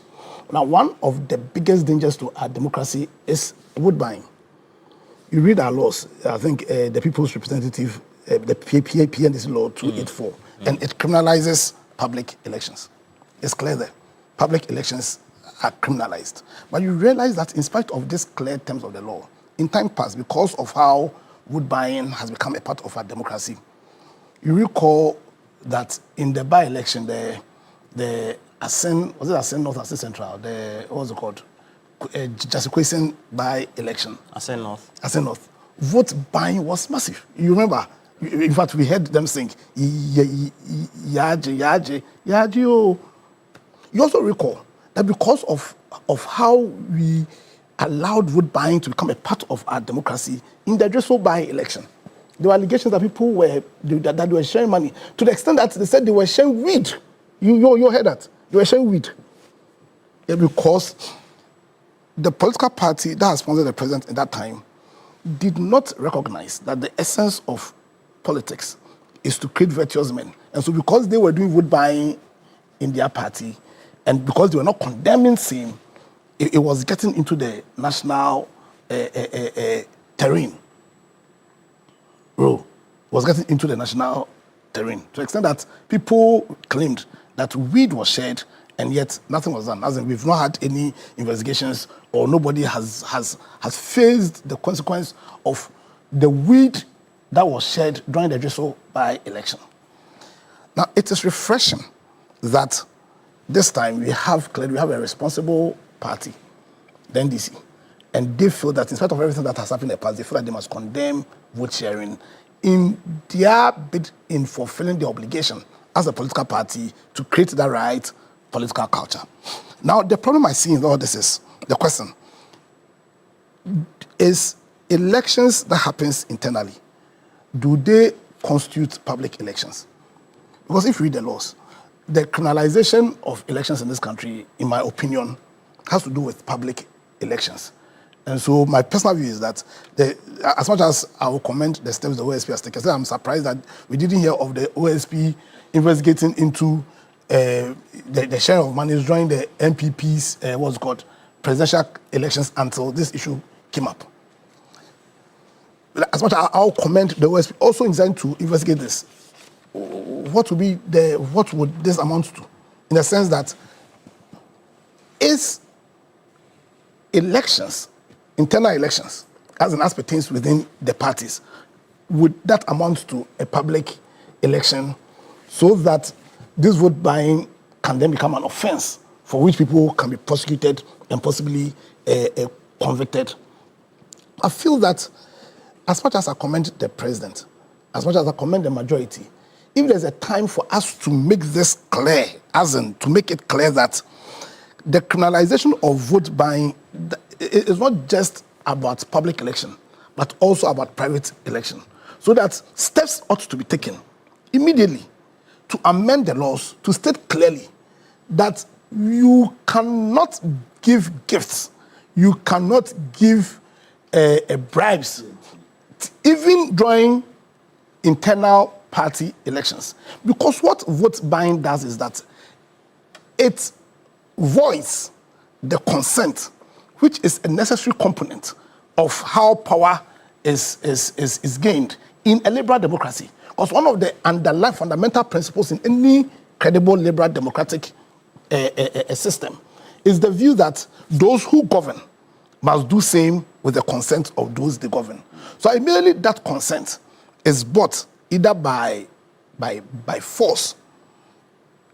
As when I say by force, people are beaten, like happened in the MPP's special delegates, super delegates conference, where our rep at Northeast was beaten to the extent that he almost lost his eyes. When people are beaten, then your rep? Yeah, that's what. In fact, that was the final nail in the coffin. That made us Alan Tremantin's agent. You see, when people are beaten, that'll be 2023. Yeah, it voids that consent. Or where people are induced by bribe, by TVs, by motorcycles, by inkosia and egg, or sometimes bentua. If you give somebody egg, is that bribery? It's inducement. It's inducement. You understand? Then what it does, it voids that consent and impacts the very foundation of this liberal democracy. So if indeed our commitment is to build the right political culture, then it's not about we condemning this act.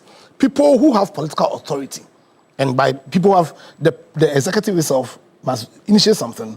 Parliament itself must amend the laws and make it a crime to buy votes or to induce elections, not just elections that are public, but also in private elections. Because, like I said, the only way in which we can sustain this democracy is to create that right political culture. And sometimes you don't create that right political culture just by soft law. You don't create by just soft law, but we must make a clear law. Because, like I said, there's still a bit of debate as to whether or not internal elections constitute public elections or not. But the political parties are public institutions. Yes, but their actions are but their elections are not public elections. Okay. Yeah, you understand. But that's a debatable view. It's not like that's a debatable view. But I'm saying that for us not to have any confusion. Let us expand the definition of the elections that come under Section 33 of the PNDC Law 284 to include also elections what's called done by private institutions, as in by political parties, even in our schools. Because we want to build the right political. If you go to our universities right now, even the vote buying is happening, even in the secondary schools. There's vote buying, even SRC, all of and all that. You understand? They share money. Oh, they you see, it's not just about sharing money. So share money and other things that will induce, will cause an unlawful or an illegitimate inducement for people to vote for you. What that does is that it then creates that culture. Because like I'm saying, for us to sustain this as democracy, then we need the right political culture. That means that political leadership should go beyond condemning or this consequence. It's good. It's good that the president has recalled. I've heard people say that after he was going to resign. But you see, right now, it is on record that he was recalled. And also agree with the majority's view that this election should be annulled It should be cancelled, and the perpetrators should not be allowed to take part in the next primary, as if it is annulled. I agree with that. They're all good and fair. And for me, it tells me that this current NDC is a very responsible political party. But having said that, I'm saying it's not enough. We should go into the law and take away any kind of confusion as to what kind of elections fall under the ambit of Section 33 of the PNDC Law 284. To expand that to include not just public elections, but all elections. You understand? So there's no confusion, because we ought to, as a matter of urgency, create that right political culture that will protect this our democracy from becoming a plutocracy. Because imagine if Kwame Nkrumah had come, or as he was born in this our generation, the greatest African of the millennium. That's undoubtedly the greatest president Ghana and arguably Africa has ever had. We would never have had Kwame Nkrumah, because he wouldn't have had the financial muscle to compete. But we've created a system where if you do not have that financial muscle, whether by yourself or you do not have people behind you, as in faceless people behind you who have that political muscle, then no matter how patriotic you may be, no matter how wise you may be, no matter how a great leader you may be, you will never have the opportunity of leading. You understand? Now, if that becomes the case, then can we say that we have a democracy? Then this is not a democracy. Then this becomes a plutocracy, governance by the rich. And the 1992 Constitution did not create that. And for good reasons that we did not create a plutocracy. That we said we wanted a democracy. We wanted a democracy that was both constitutional, in that it limits the powers of government, but also liberal, in that it entrenches the view that those that govern must only do same with the consent of those that govern. And so, for me, we do not have any choice, but we must do everything in our power to protect the purpose of, or the focus of our 1992 Constitution, which was to create a democracy and not a plutocracy. And as much as we sit down and allow vote buying, people to induce, then we will no longer have a democracy.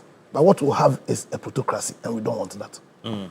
Okay, we'll apprise you of Section 33 of PNDC Law 284 for all of us to get to know what all the indications are. But you go in there and it clearly states that, well, whoever is deemed to have offered a bribe, that's an act of vote buying in itself. I mean, just literally trying to explain, because it says a person commits the offense of bribery if that person directly or acting through another person gives money or obtains an office for a vote in order to induce the voter to vote or refrain from voting, or corruptly does an act on account of a voter having voted or refrained from voting, or makes a gift or provides something of value to a voter to induce the voter to vote in a certain way, or to obtain the election of a candidate, or as it continues, if that person advances or pays money or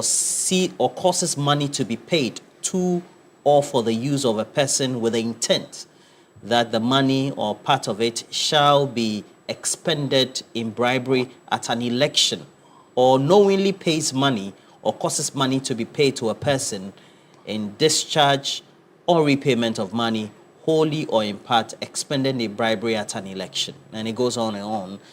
Talks about the type of actions clearly that give every indication. And we've seen all this. And that's why the Office of the Special Prosecutor wants to go deep into this, not just looking at the Ayawaso East incident, but also the primaries of the MPP as well. Indeed, there were some delegates who said they were waiting for Brian Champon's money.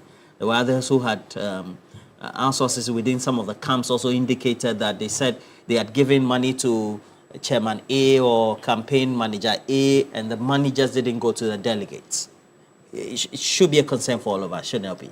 Yes. How do we keep that? Yes. So good morning once again, Papa Ro and lawyer.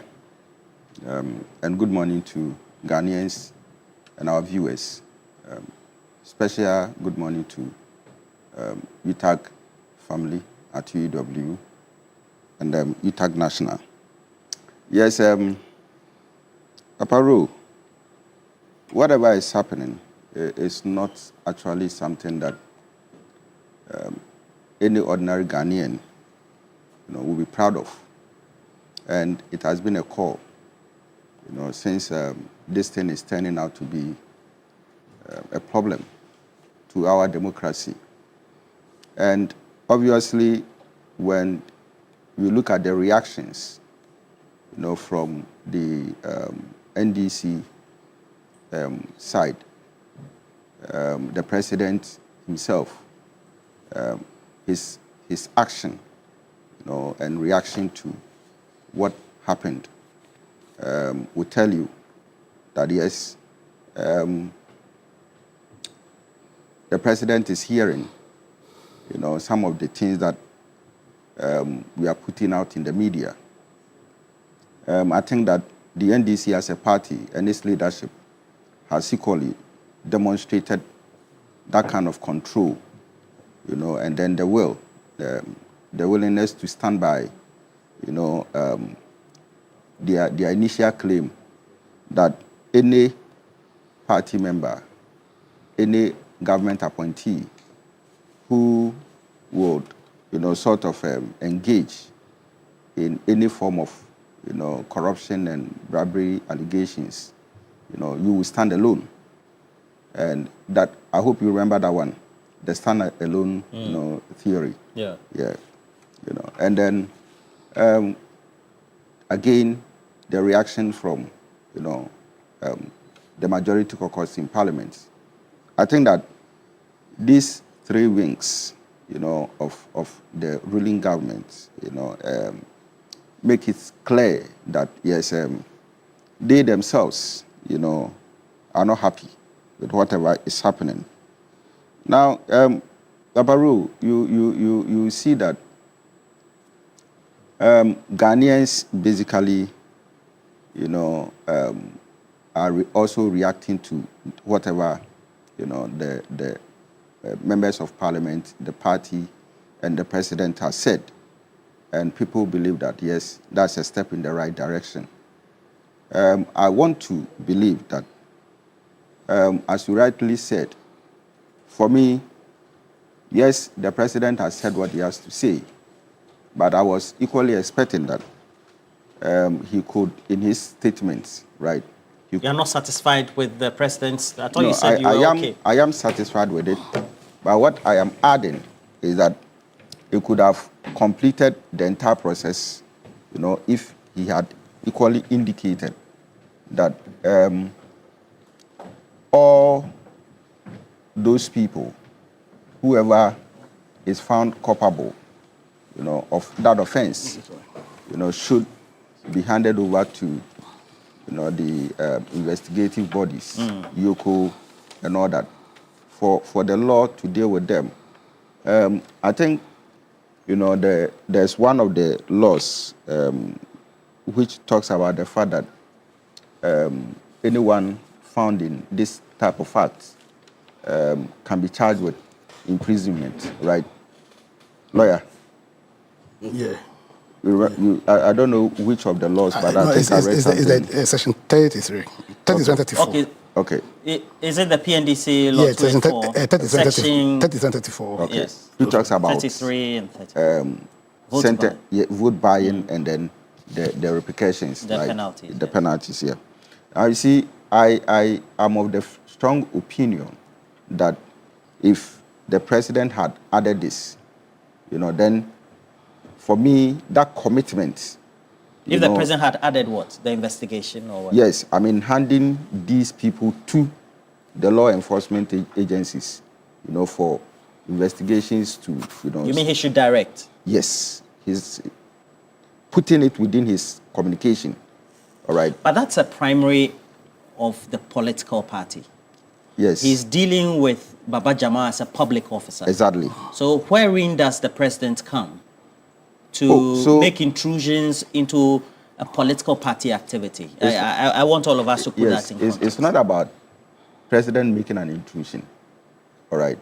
It is about, putting in a public statement, all right, to indicate his commitment. Is it because it is his political party? Not because it is his political party. If that is the case, yes. Do you think the president can issue a statement thereof if it was for the MPP? And we saw this. Should he be doing that? He should yes. be. If the president... Because that's an internal election. Yes. Just like it is for the NDC. So for me, the act that you just referred to is not an act of any political party. But it's not the president who acts on it when it's breached. So for the president to even say it, okay, sort of makes that law so much entrenched and strong. And its implementation. Remember that the law has been there, isn't it? It has been there since the PNDC era, isn't it? But for now, what it seeks to do is that when the moment the president speaks to it, all right, the implementations of it becomes more deeper and stronger. It is not for the president to enforce it. That's why I understand. But the president added his voice for the implementation to take shape and to be enforced is what I am looking at. I'm not saying that the president... And I'm asking you. Yeah.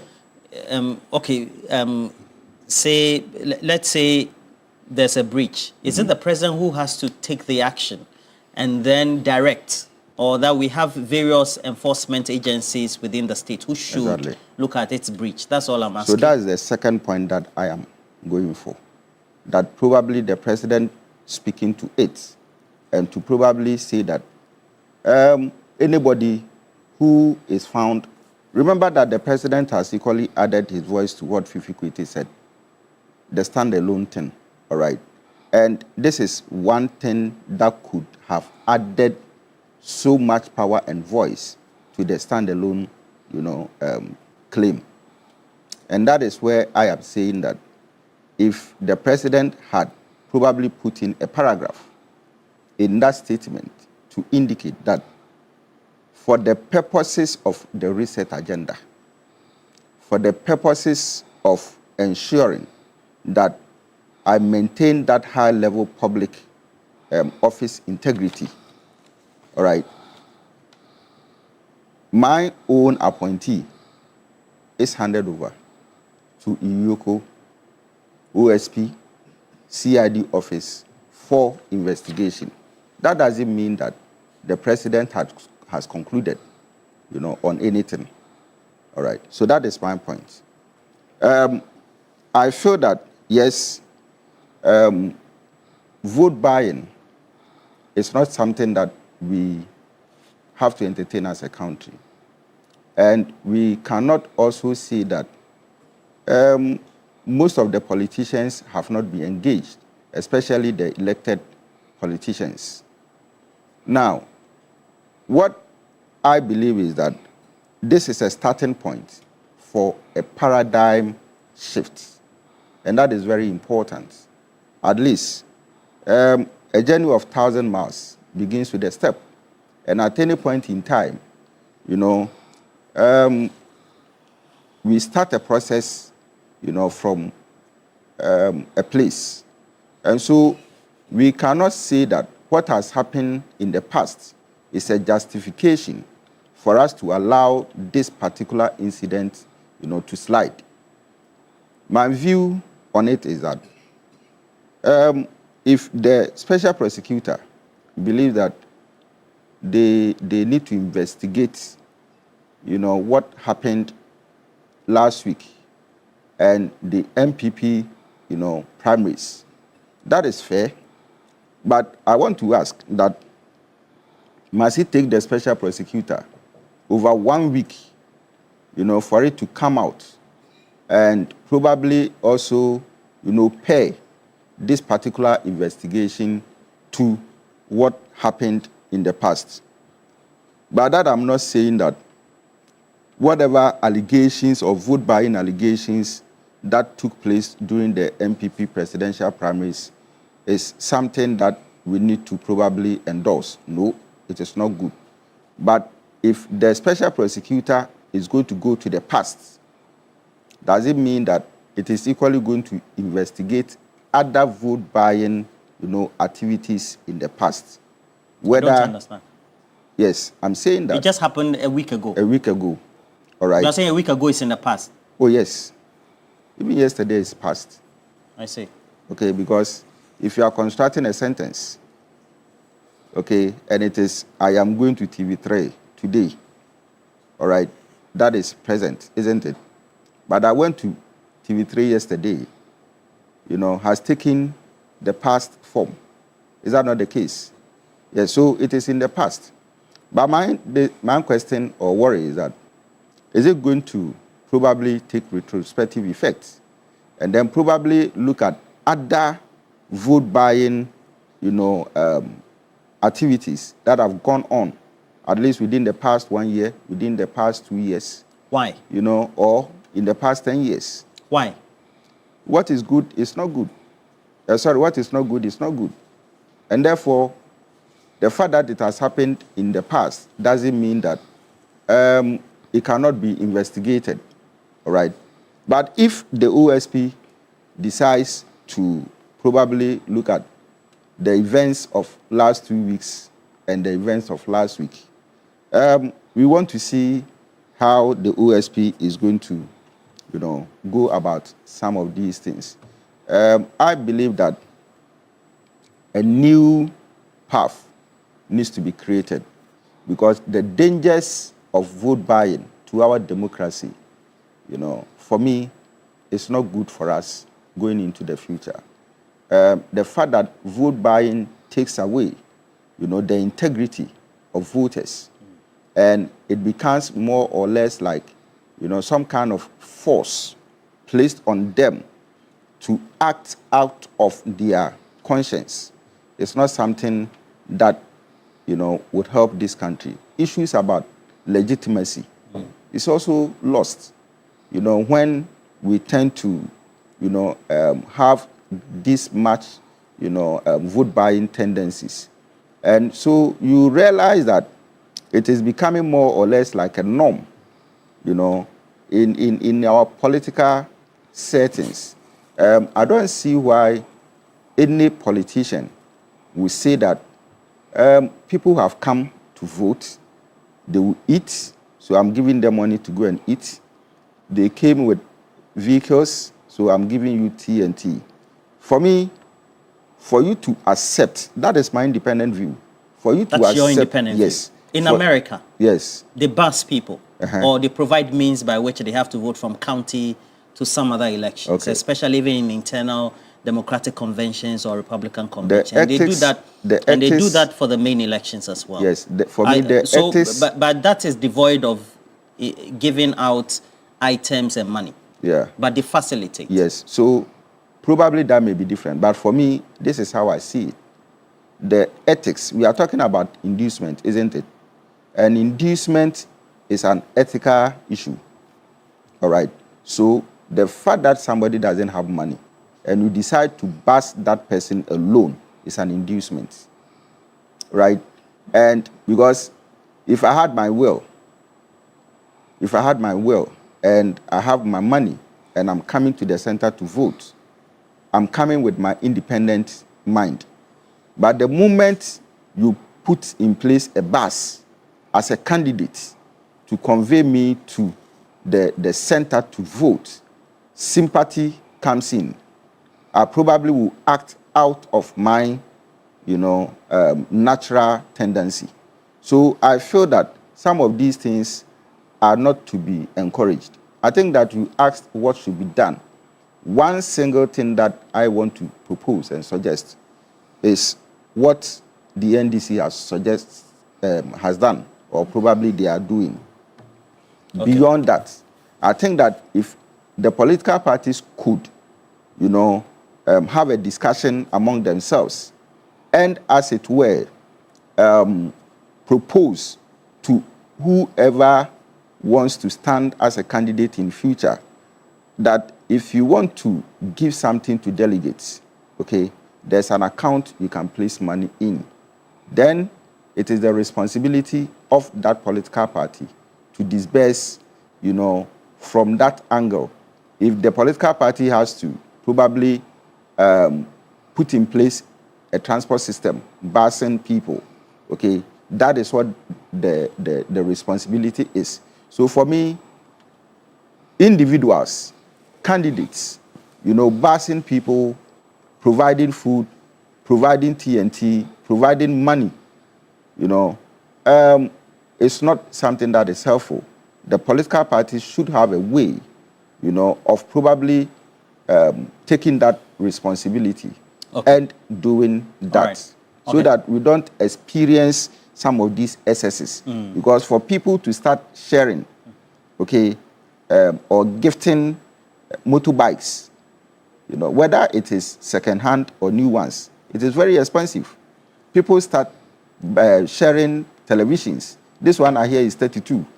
Elsewhere, I heard some people took, 42. Where did you hear that one? Where? You said elsewhere, where? That was in the past. Oh, okay. Okay, so elsewhere, I've heard about it. In Ghana here. And I've heard people sharing 5,000 Ghana cedis, even $5,000 to delegates. All right? And when it gets to that level, then what it means is that myself and lawyer will find it very difficult going to contest. I don't know about honorable, but you see, when it turns out that we will need more than $3 million, for you to stand or compete in an election as a member of parliament, that is absolute crazy. And I think that we don't have to entertain any of these things. Dr. Ataisa has joined us. Good morning to you, Doc. I hope you're well. I'm doing well. Good to have you in the studio. But let me just introduce Professor Bafo Ejimendua. Good morning, and thank you for joining. He's a governance expert, indeed. Apart from currently also with the Kufuor Foundation, has played major roles. CDD right here in the early part, late 90s, early 2000s, before joining the UN. I remember I met him one time in Liberia as well, doing some great work in Monrovia at the time with the UN team. And you have commented, I believe, years, if not decades, on the subject. Indeed, at CDD, you did a lot of work on that. You've been continuing to do that. What really is wrong with our system? The system we're practicing, where now the voters, on the other hand, are expectant of you giving them. And you who want to be in public office and so will have to be voted to hold that position and contest, you are compelled to give. Thank you very much, Roland. Thanks for having me. Always good to be with you. This issue is not a new issue at all. It's a perennial problem we have in our democratic processes. From the beginning of this republic, we know what politicians have done to win votes. They began with bentua and salt and lamps in the rural areas, and now it's been graduated into big-time giving, motorbikes and TVs and all. In fact, in the last also election, there were evidence, reports and videos of candidates doling out television sets to people. And I'm happy that this action by Baba Jamal has brought this back into focus for us to discuss. You see, Roland, there are some critical questions we have to ask ourselves.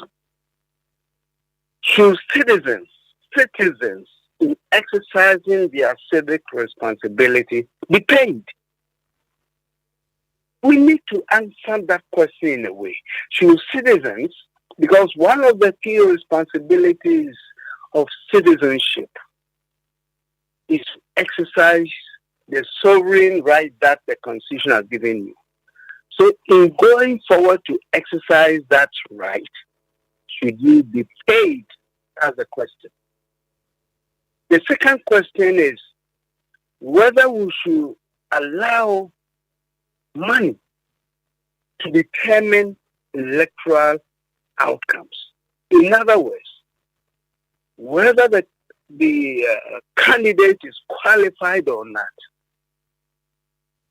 competent or not, whatever it is, should money be the deciding factor?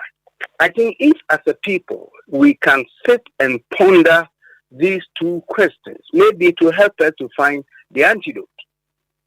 You see, because this has been going on for years, we've been talking about it for years, and no action has been taken, the politicians have become bolder in doing this kind of naked bribery. I was very surprised that Baba Jamal could tell the public on video, when he was interviewed, that he's a generous man. He gives things every Christmas to people, which is fine. But you cannot say a day or so before the elections or on the morning of the elections, I'm giving these things out, and I'm not sure it will influence them to vote for me. That is really, I better check my ways here, because they become so blatant. And I'm sorry, I know Baba Jamal very well when he was a student and everything else. And if this is a new thing that our future leaders like him, young people who have been blessed to help shape this country for the better, if they can come publicly and defend such an act, then only God can help us. Now, I think this is time, and I like very much what his own parties, if the statements I've been reading are accurate, I like very much what his own party, the NDC, have been saying about this. I've heard suggestions to annul the primary, that these elections, and even some suggestion that he be banned. Look, this is the time for the political parties and all stakeholders to come together to pass a bill that makes giving towards election, just as we have witnessed, a crime. There should be a bill to that effect. I know they will hesitate to pass because by and large is in their favor. The politicians in their favor to give out. Those who have money can buy the election. I don't think we want to go the American way of having a political system that is dominated and controlled, so to speak, by billionaires. That is not what democracy is about. And we better stop this process, this thing of bribing their way into elections before things get worse for us. So I'm saying that I heard the previous speaker making a proposal to this effect. And that's why I'm applauding the NDC for the courage they have. And I'm appealing to the NPP.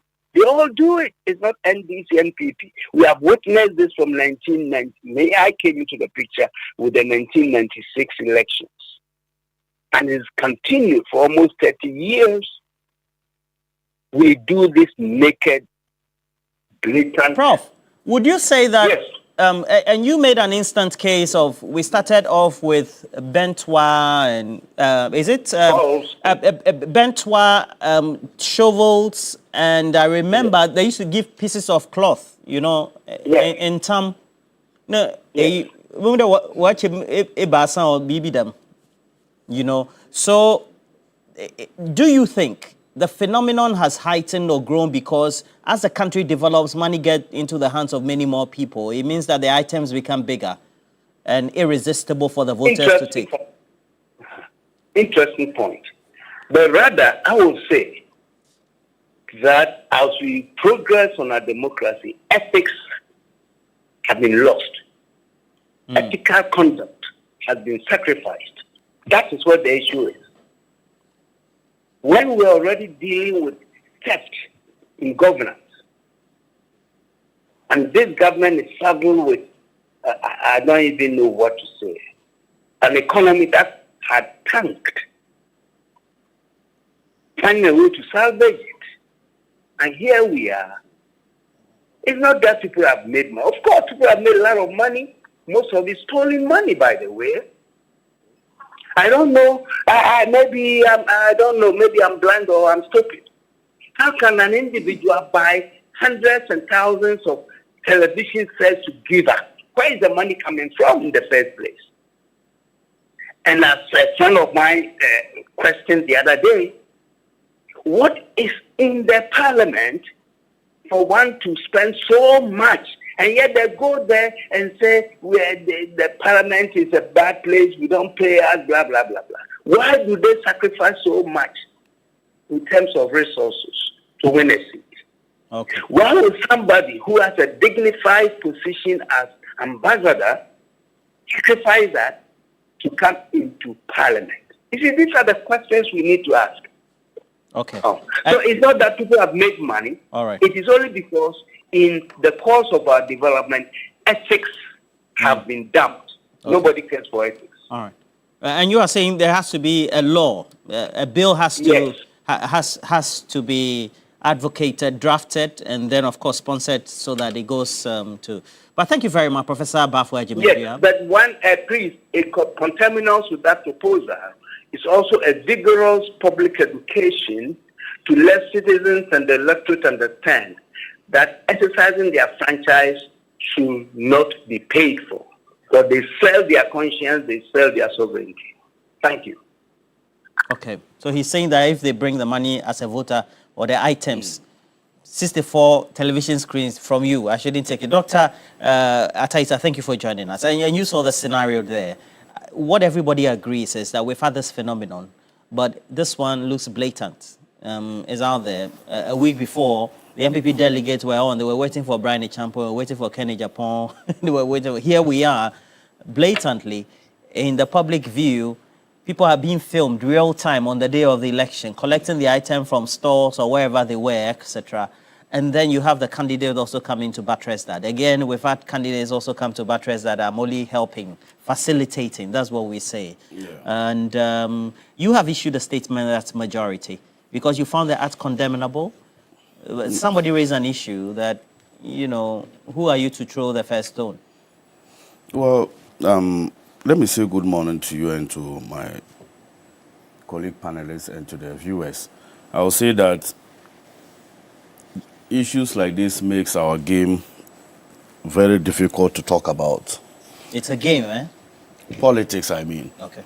So look at the concluding remarks of Prof. He said, what at all is in Parliament that we spend millions to get into that office and later tend to complain about the benefits and perks that members of Parliament get.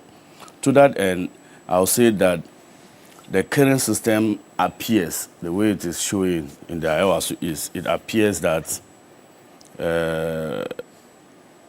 political party primaries have become like an auction system where only the rich people wins. So ideas, vision for the constituency are all, or doesn't matter, or matter less when it comes to who best deserve to lead the constituency. So, Roland, I would say that for me, I want to commend the party, the National Democratic Congress, for the swift response that on the report of this allegation 2 days ago, the party didn't only issue a condemnation. We also came up with a solution. First of all, to institute a 3-member committee to investigate the circumstances that surrounded the whole vote buying allegation. So to that end, I am comforted and awaiting strongly. And the party has already given deadline that we should expect to hear from them by 10th, which is tomorrow. So tomorrow, the 3-member committee is expected to submit their findings and recommendations to the Functional Executive Committee of the party. And then a decision is taken. And tomorrow? Tomorrow, yes. And it is brought to them. Swiftly like that? Swiftly. You know, this is not something that you require much information. We all saw what we saw. And people should be ready to testify. Sometimes a mere allegation is not enough to crucify somebody. We need beyond evidence. People must be able to stand by their evidence given and then testimonies. Now, the second issue too is that I also want to commend His Excellency John Dramani Mahama. He passed the Code of Conduct and Ethics in March last year. In that, The idea was that all appointees of his administration must conduct themselves in manner that will not put the government into disrepute. Okay. All appointees sign onto that code of ethics. So, in fact, it should have been a given for Honorable Baba Jamal to have even resigned, because you can't be a member of parliament at the same time be an ambassador. So even a mere decision that you took to go in for the position of member of parliament is a given that you have to. Prerequisite. Yes, you have to give that position. Maybe he was holding on to it just in case, he doesn't win. But you see, we shouldn't play games. People do that all the time. No, you are holding on to. Me personally, I'm not talking about you. So I was thinking that it should have been a given position that once he decides or he intends to file for this, then in fact it becomes a disincentive for you to even try wrong adventures. If you know that there's a possibility of you losing one, you might not even go for the other. So it should have been a precondition that you must resign, like we put in the regulation in the upcoming reorganization process 6 months before. The one announced by the General Secretary. Yes. So if it had kicked in. So 6 months to the election. Yes. But because this one is so sudden. If not, if it had kicked in, I can tell you that maybe he would have advised himself not to even go. But this is a situation. So I'm saying that President Mahama has also acted very well by relieving him of that position that should have been long gone. And then, secondly, also acknowledging that party internal democracy is also governed by the rules of the party. Every organization has its own set of rules and regulations enshrined in its respective constitutions. So the presidency could not have directed what the NDC should do. This is not an election between political parties that is governed by the Electoral Commission. This is our internal elections. So the presidency or the government had limitation as to how they can overstretch their authority. And I think the statement was very, very clear to us. OSP, we have had series of these investigations being launched in the past. Nothing comes out of it. My prayer is that we are not leaving it only in the hands of the OSP this time around. The political party and the government has also taken interest in it. So I believe that swiftly this matter will be dealt. But it exposes Ghana's political system, especially political financing. We don't do audit of the candidates' bank statements, their financial, we don't do any of those things. So you, the candidate. Yes. So we need to see how much you are worth. An independent audit of if you are going in for such elections, even OSP should, in fact, we should always be preventive rather than reactive. The OSP should be incorporated in the reforms such that they have access to the records of the aspirants. This is a way of preventing it from even happening. Why is that important? It is important because if, for example, they know how much you are worth vis-a-vis what you display, it's a clear case for you to be disqualified after the election or the election to be annulled complete. So, for example, one of the candidates said that in the last general election, the parliamentary said she spent in Adenta, she spent 8.5 million. How much did you spend, for example? No, cumulatively, yes. It's possible you can spend close to 2 to 3 million. To averagely? Averagely, yes. But she spent 8.5. That's on the high. Yes. Right in a crown. Yes, also that also is important. My point is that we must be able to interrogate political financing very, very well. In fact, it's a literally... Where do we start? So first... This is something that Frederick Egbert Foundation, with our CDD, and number of institutions... So I am saying that... the media. I am saying that there must be mandatory disclosures of party financing of candidates before they contest election. Mandatory. Then there must be independent audit of primary elections expenses. So post-primaries, special independent audit is instituted to go through it and make... For MPP, NDC, both, and now UP. Now UP plus. And the rest. Is it UP or UP plus? And then now disciplinary actions. You see what has just happened. Yeah, that's true. Disciplinary action, what has just happened is because the party didn't have its own internal structure to deal with issues of vote buying. Now we have responded to it by setting up committee. We must institutionalize such an act such that it becomes part and parcel of us. And then education, but that one for is example, we should put in the constitution. Yes, in the party constitution. That post-primaries, these are the type of things that we intend to do to make sure that we prevent future elections. Because if you do that, it gives bad name to the political class for everybody to feel like for you to be a politician, you must be a thief or something. But I don't think that's a connotation we want to give ourselves. Now, what constitutes vote buying? The excuse I've always heard is that Roland, you've been hearing it too. I've given some people for logistical support or welfare support. Either they should buy cocoa or they should buy transport. You will not. Sometimes they don't provide the transport, so they give the money. Go and rent a bus, or go and do that. Yes. Yeah. But in America they provide buses, but here we give the money. Go and rent the bus. No. You see, that's a problem. Even in Ghana, the system is not because political parties haven't provided resources for the, voters to commute to where they're supposed to vote in the internal party primaries. Political parties often give transport to party executives to transport themselves. Even the venue where the elections are held is paid by the political party. The monies that you are supposed to give to the police, the electoral commission to conduct the elections is also paid by the political party. What we are talking about here is the money that candidates give incentivizes people to think that they are the better one. So even the legal regime called vote buying is not clearly defined. Momo transfers, hampers, and all those. We saw bags of rice. Are you do Momo transfers? Of course, it happens. So I'm saying that these are very expanded scope of operations that OSP should not only look at one source, but we must expand the frontiers so that it doesn't happen again. But it's one of our very first, if carefully not managed, a very first casualty as a government and a party.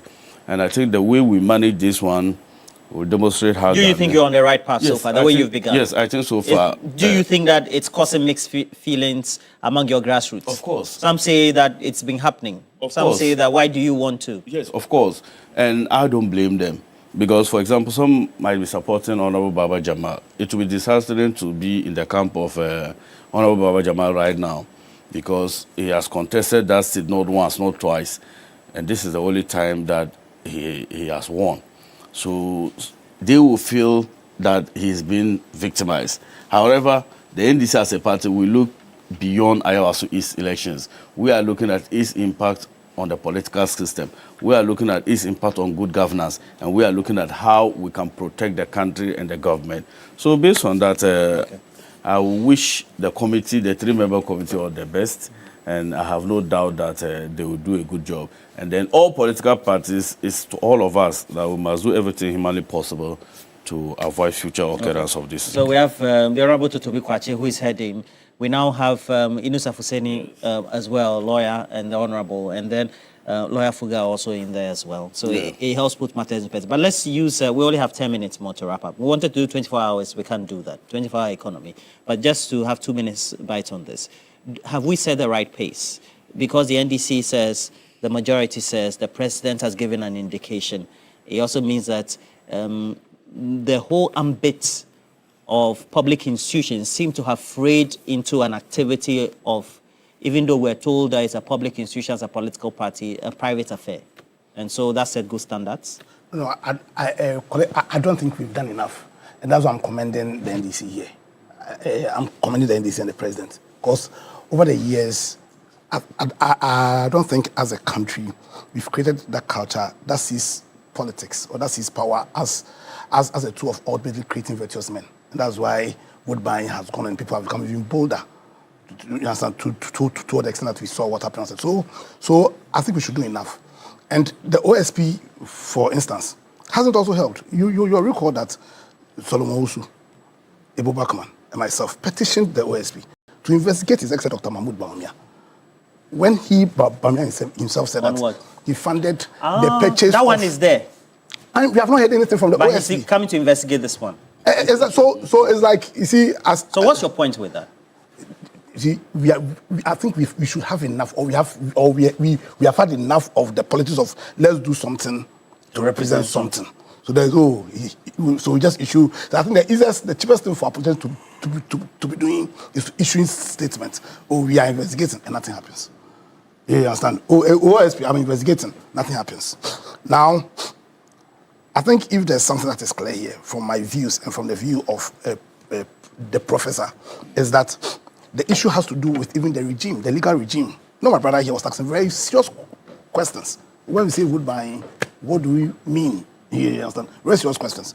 So ASAP, His Excellency John Mahama can lead that, being the president, because sometimes bills emanate from the executive itself, most of the time, or parliament themselves. If they are really committed, let's immediately create a law that criminalizes not just public elections, but also all elections. Because we can't have, or this reset agenda cannot be completed if it does not lead to the beginning of the creation of that right political culture that will sustain this democracy and that will prevent it from becoming a plutocracy or a kakistocracy. So I think that we haven't done enough, but what is gone is gone. For me, what has happened is an opportunity for us to start the process of creating that right political culture. And I must commend the president, the NDC. Your expectation, 2 minutes. Yeah, so for me, as I said earlier, it has to do with a paradigm shift, right? From what the public don't really expect from politicians in terms of vote buying. Now, so what has been started by the NDC, is it the case that the nation, the two major political parties, and all politicians will want to sustain it? I think that this is not a bargain. It is something that all stakeholders, especially those within the political enclave, should do. And for me, the way forward is this.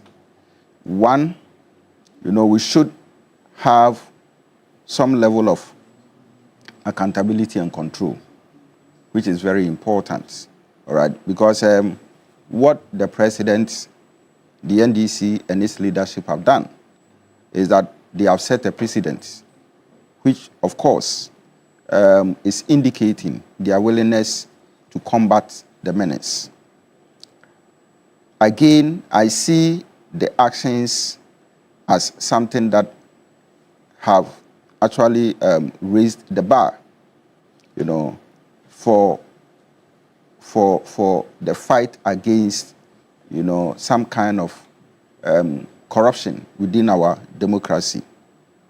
And for which matter, I believe that law enforcement is very important. Lawyer has indicated or has mentioned, Parliament, right? I want to add that the state enforcement agencies should equally do something very much important. And in this case, I would suggest, again, that events leading to an election, during election and post-elections, should be monitored closely by OSP, the CID office, National Investigative Bureau, and others. In other words, they should be involved. I think that in this particular one, the OSP sent some people there, and I hear one of them was attacked, right? Yeah. So I think that this process should continue. Active participation. And what I see, again, is that if this is to continue, right, the NDC and MPP should both, show that level of commitment. The direction that the NDC has set, should be followed by the MPP. Okay. And I believe that once these two major political parties show commitment to fight, I feel that it will all be well. Okay. Remember that the MPP has increased the delegates register, right? And I hear the NDC too has also increased it. to 400. But the NDC, their delegates are always more than the MPP. Yes. Yes, but this time I hear it's about 400,000. You'll be we'll be doing around 400,000. We are not there. We are not there yet. It's just natural based on if Electoral Commission, they had increased the number of police stations. Yeah. So naturally, every police station comes with new set of executives. Okay. But I know that the MPP has increased, yes. And, Professor Frimpong Boati and some others. To just about 200 or something. Yes. So it's still less than... It's less than that of the NDC, I understand. Professor Frimpong Boati and some others have also gone to courts, to ensure that both NDC and MPP and any other political party, card-bearing members should be allowed to vote. NDC did it in 2016. They got into trouble. So it means that... It's a whole debate. I think that we need to posit that for discussion on Wednesday. Yes, it means that the structure that they followed... How do they fine-tune that? When I was doing my PhD, I went to the office and asked that question.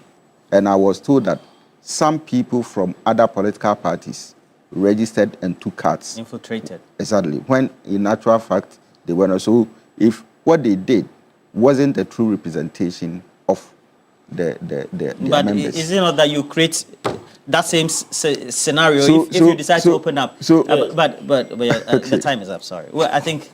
Yes. Just have 2 minutes of this. Yes. So I think that... your expectations? My expectation is very simple. And is to ensure that this never happens again. Hey. I'm sure the standard that is going to be set from... No, it depends upon the outcome of this process. If it is deterrent enough, I am telling you, people will revise their nose. Because at the end of the day, what's the sense of spending so much only to be disqualified or not? Do you know if they tell them to go for a re-election, they have the financial muscle to do that again as we speak? Yeah. So if you have that at the back of your mind, that there's a likelihood that if you misbehave, you can be asked to go back again to the polls. And I'm telling you that, depending upon the outcome, if the election is supposed to go for a runoff, I can tell you that a different outcome can also emerge. This election? Yes, this same Ayawaso East election. Now, let me just summarize my statement in this. I want to appeal to our party people. I'm speaking to NDC, because as for the MPP, it has become institutionalized. You are talking about the flag bearer election. 700 cities times 211,000 is a lot of money. But that's for one candidate. That's for one person. We had 5. That's 139. And yes, some had more. So that's 139 million Ghana cedis. It's crazy. But I don't want us this morning to do MPP NDC. That's why I've limited this thing to NDC. I know that vote buying in primaries produces corrupt leaders. Vote buying produces corrupt leaders, and it distorts democratic competition. So I said that ideas do no longer matter. It's like an auction system where the rich... More of a business. You get the point. So, and the politicians also recuperate their investments. You think all the money that is alleged to have been spent...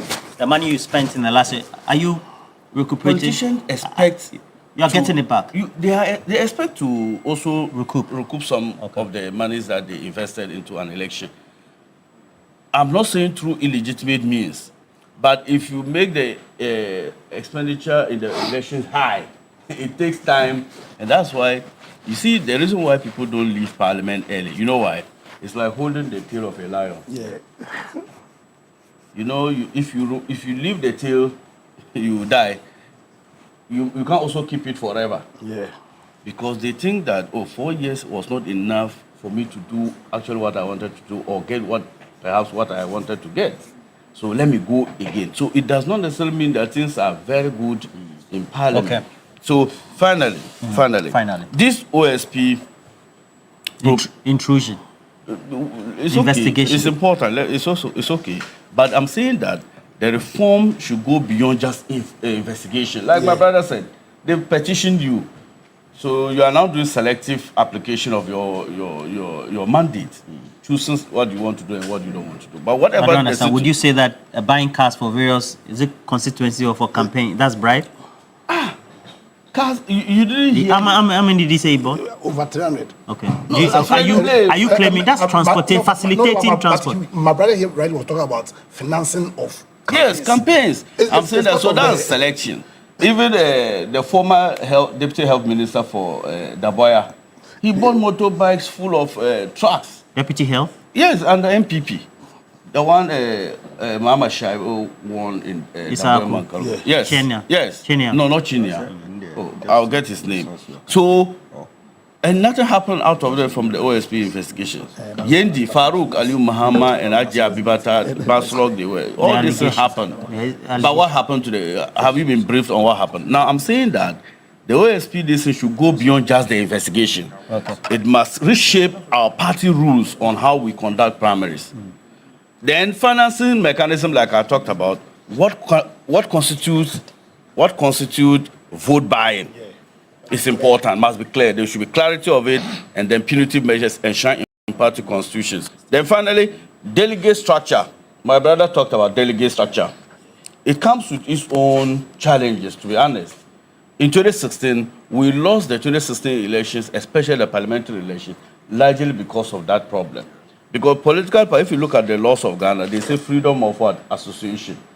So you can join political parties of your choice. So even if I know you are a member of the MPP and I don't have you by evidence of you having their card, but we know you vote MPP, because of the constitutional provision that we should allow Ghanaians to join political parties and associations of their choice, we cannot deny you an opportunity to join the NDC, a mere representation that you now wish to join us. Exactly. And now the party rules at that time said that any card-bearing member of the party was allowed to vote. So people took up membership card to influence who the party should present for the elections. Okay. And you saw what happened. Okay. So yes, they are good side of the NDC delegate system is well expanded enough.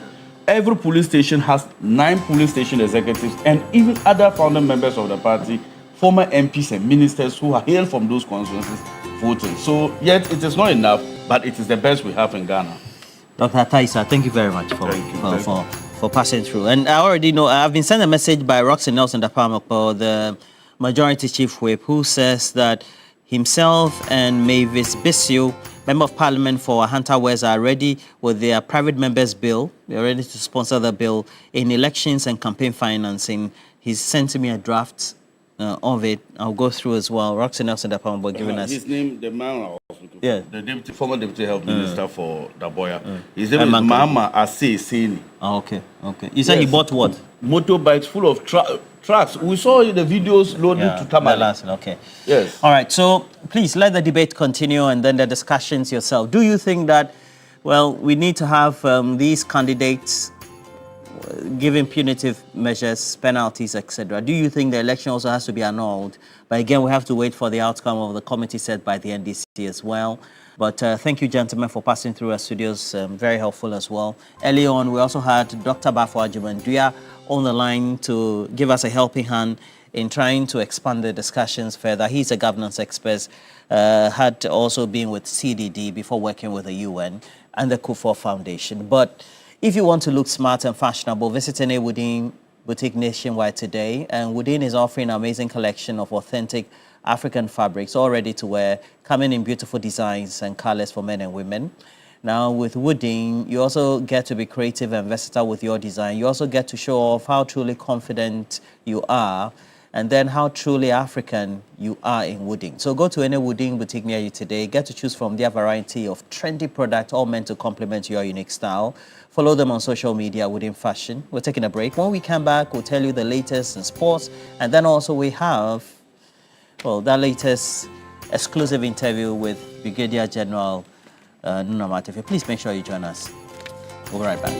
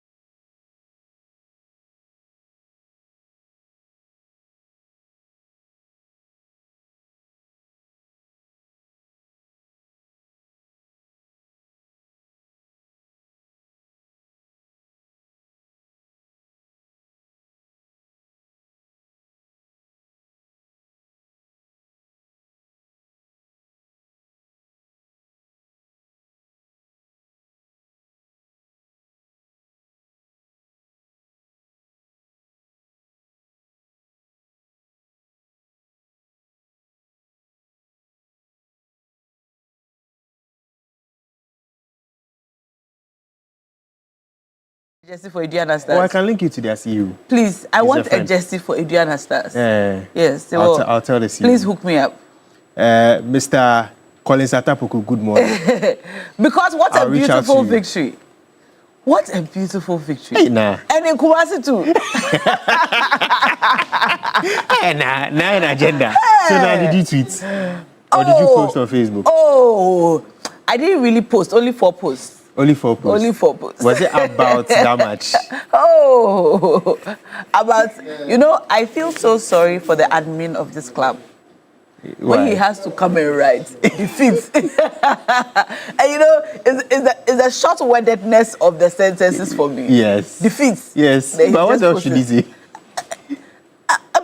Defeats. Ediana Stars. What's their song? I don't have their song. Ediana Stars, what's your song? I don't know their song. I want to learn the song. I'll ask Atabuku for you. Please ask him for me. I'll ask him for you. Because next week Sunday by this time, we would have served it. Okay, we would have been on our way to serve it. Hot.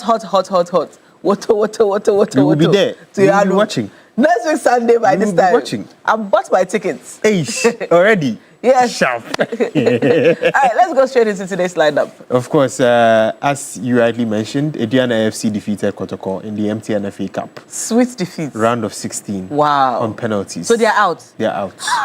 Just like that? Yeah. Ediana, are they Division 1 or Division 2? Oh, no, they are in the Premier League. They are in the Premier League? Yeah, they are in the Premier League, yeah. Good team in the Premier League, actually. Very good team.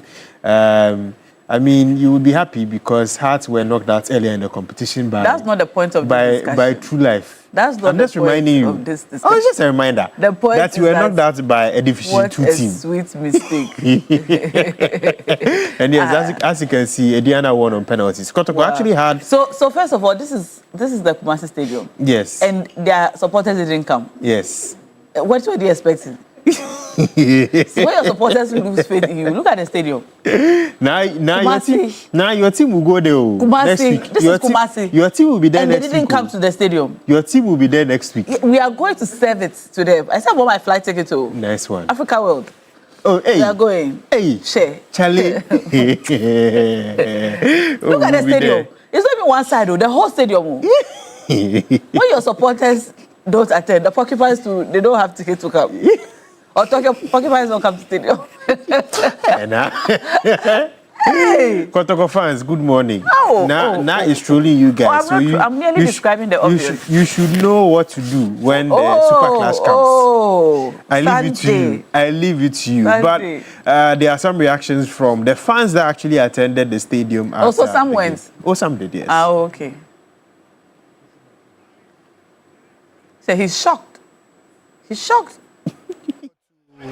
Play some nice game. One, I didn't enjoy their style of play, and also the scoreline also didn't help matters. So we are out. It's unfortunate, but we have to come to terms with that. Skills here, and say Kotoko bad about next week. They has me doubt to Niamakra. The Ebasa no wiki team in the front. Okay, you're more demand for Nabaso by idea. You could tell me, Yankee, Beji, and yet the Alamania bias. It is a luck next time. I think that one. Masa game in India, you're coaching an SO Mujano Pai. Coaching, woman, you're coaching the Kaya Moye. Coaching in Yadia. Every day, about the first half, and thank you in the Martin. Oh, I don't know what in a beggar, we don't know you're slow, going to miss like it. As also don't know in a 50 was no don't know now you was like a road in our waist. Don't know the no Yama Homo. I was about to have one idea, move on into ball was near free more, league into me. And when any did I say about Africa, no coach your tatis in here. I bet any bit of when I say you're free mono. Lucy, I will blame the coach. Players in the don't be a woman say, players no, Madam Mono and Koyokara. We have to have patience. We have to have patience. And my first half, no, yes, statistical half, no. And we answer now, Ubey changes be our way. Ufiti immediate and I 2 changes. Who do that? Bagwebra. Tobuasi, Menye, Abe Omadu by as well. Opia envelope. And the problem by me function wine. Share a penalty, yes, stati. As a mojan, Yenya, Ghana, penalty, 1 man. Also, yes, I drew you know, penalty shootout no. No man is starting here. Wo boy wan say. And na samba ezamo you know, now we change you know. And a bad day makotoko. And kotoko support bia sama oka bia no deserve soccer. Reaction bia from supporters I was say accept. Because any lead team in Pok on it is a Okona and ya or so jump from short two. The major from short two say and they are my home model. Can he score? Remember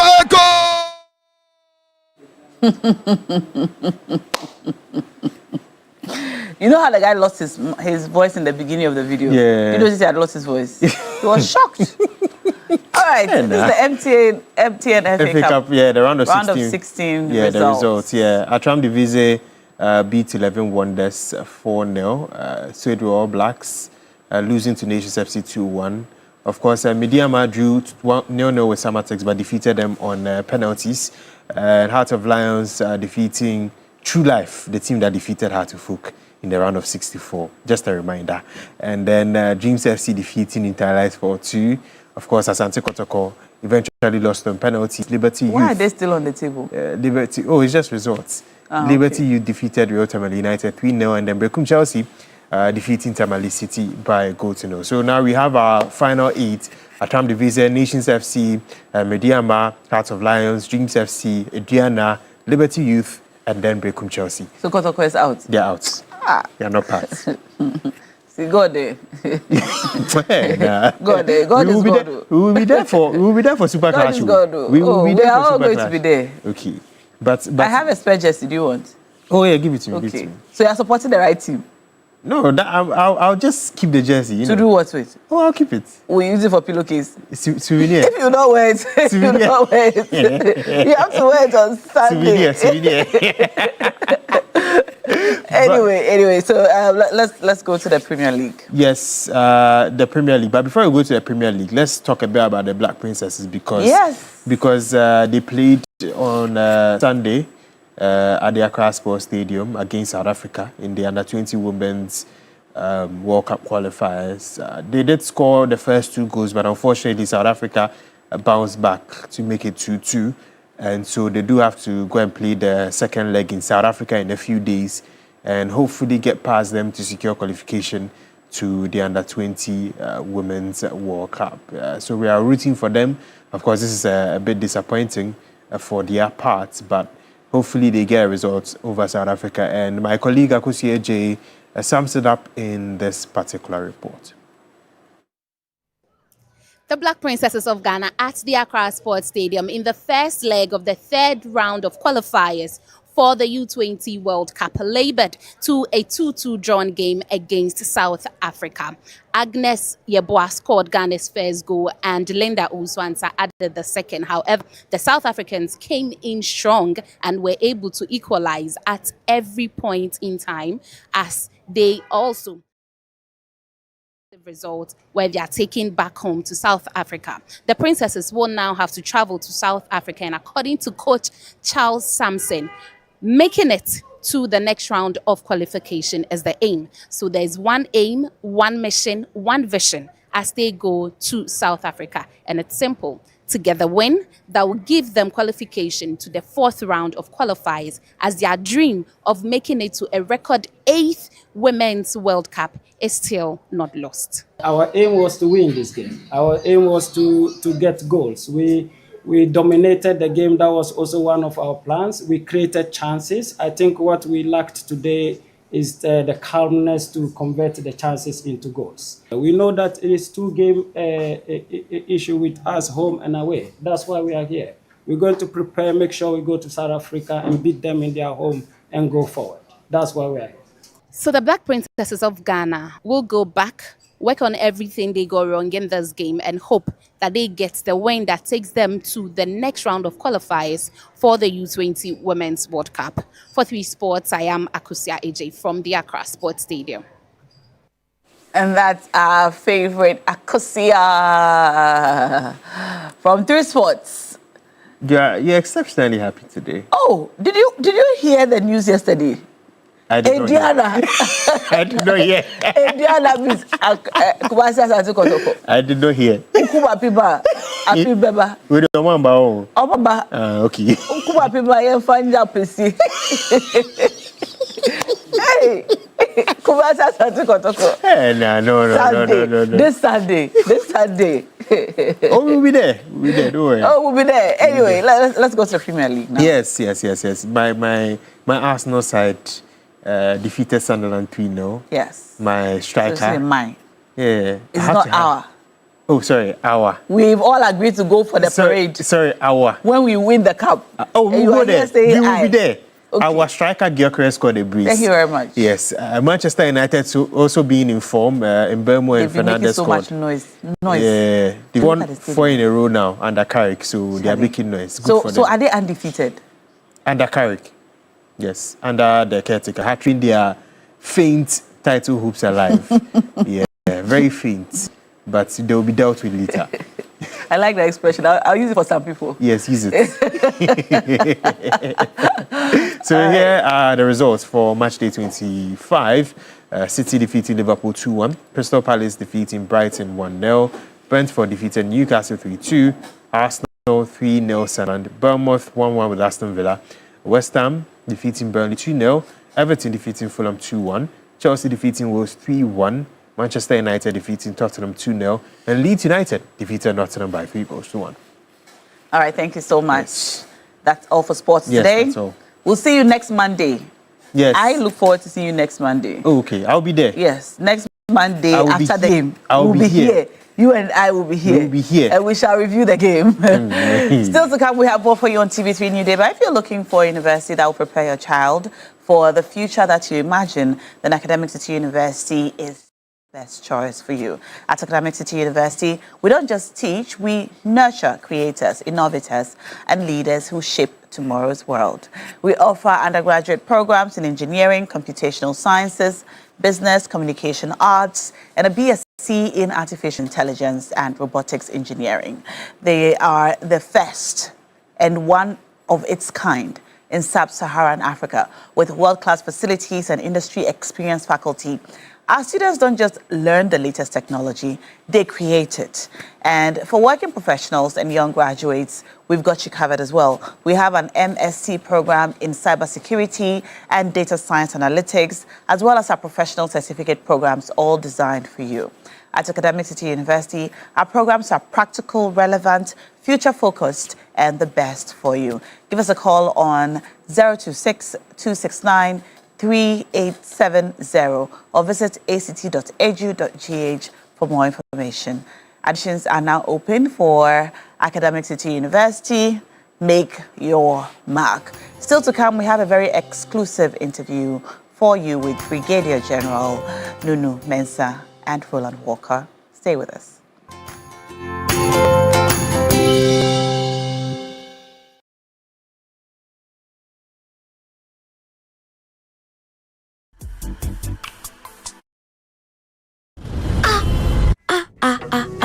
Turn your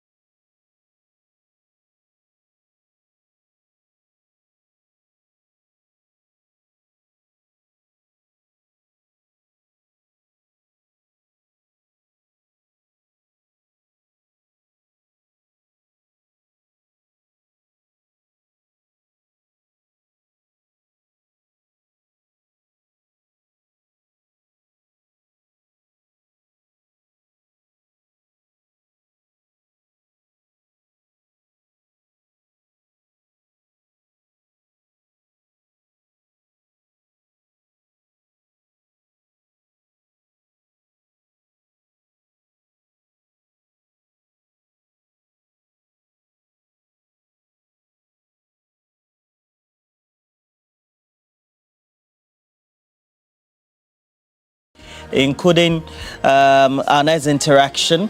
Also, we'll be live on Facebook as well as other social media platforms. We told you we have an exclusive, and with a man who also happens to love the young Akwaboah as well. And I have Brigadier General Joseph Nunu Mensah, retired, right here in the studio. It's very important for all of us to acknowledge him as well for his contribution to governance, as well as the socio-economic life of our country, as well as public discourse. And for this morning, I have to say good morning to you, General. How are you? I've never been miserable. I've always been a happy man. You've never been miserable? No. And you've written a new book, huh? You call it My Memories, I Don't Follow the Crowd. Yes. Quite interesting. And Shadrach Abe, our lead producer, gave me this book. Haunted me for 3 days to have this copy so that I can have a review. And I decided to go through. Thank you. Great book. It almost like I Don't Follow the Crowd, your memory, or your memoir, so to speak. Memoirs, yes. It's encapsulating your life, but also invariably speaks about the political history of Ghana. Yes. Coincidentally, how is that the two syncing together? I'm yet to launch the book next week, Friday, not far from here, at the Christ the King Church Hall. But the book has been alive for the past almost 40 years. 40? Yeah, because I began writing this book. My life hadn't ended, and I couldn't wait for my life to end before writing. So I had to start somewhere. So the book has been on the drawing board for almost 40 years. In fact, in 1983, I left Ghana, and I was angry with the system, and I just left with my wife and 3 children. And my children have been living at least in Britain they come home every now and then, but for the past almost 40 years. When I was there, I thought, one of these days I'm going to go. But how would people know me? By what would they know? In fact, my son, Fred, he is right now here because the mother hasn't been well. He's in the country at the moment. Asked me, Daddy, I know you are my father, but who are you? I mean, that's all. That's what I know about you. And you're my father, that's all. But you are not alone. You came from somewhere, your background. I want to know more about you. They began to write this book. I see. We then live in Nottingham, in England. And as I began to write, he opened her mouth like, hey, so you went to school without shoes? As I was wearing shoes. I was running through all kinds of things without shoes. I see. And you young people are very lucky to be living at this time. Yeah. So it's been a long journey. Yeah.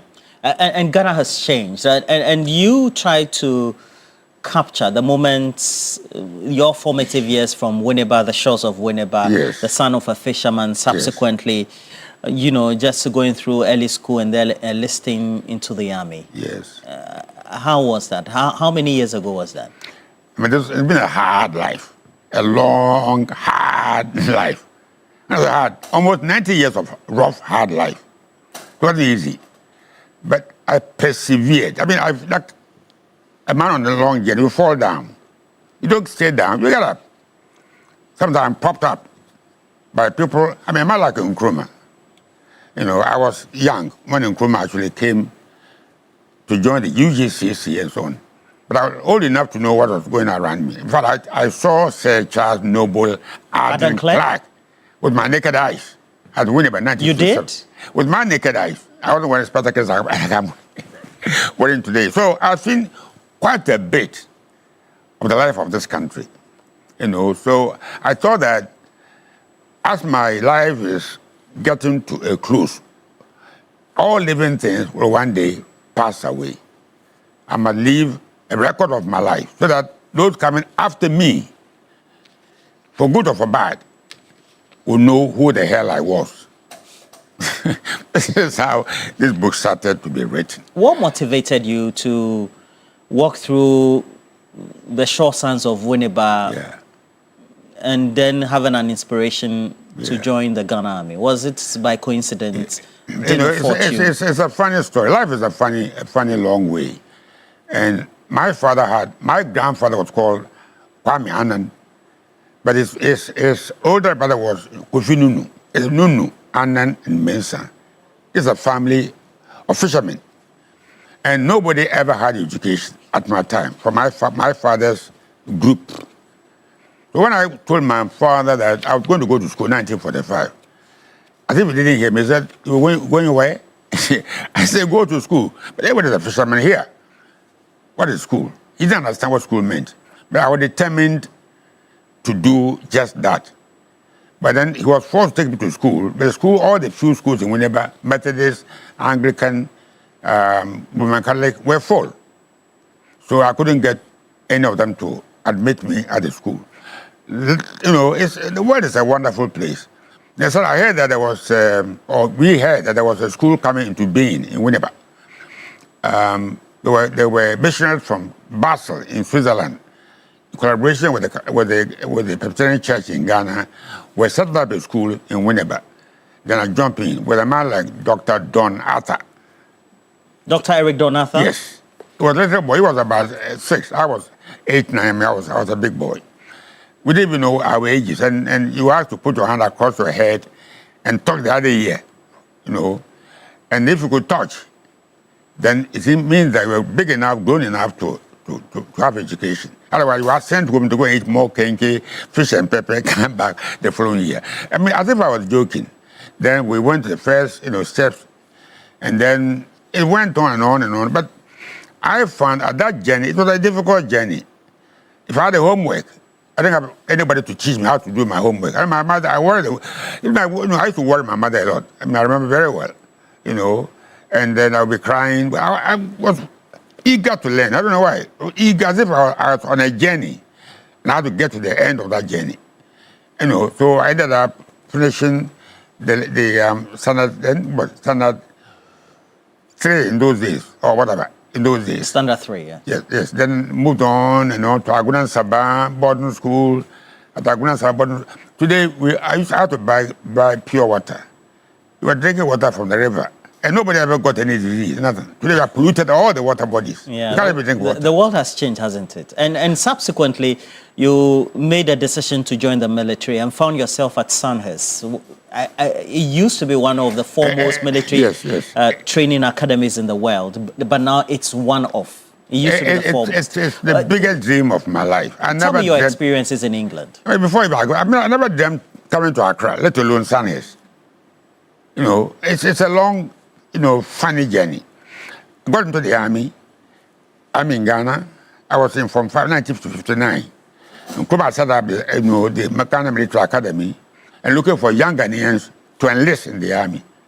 Before a few were being trained at Teshi, but now we set up our own military academy to train Ghanaians.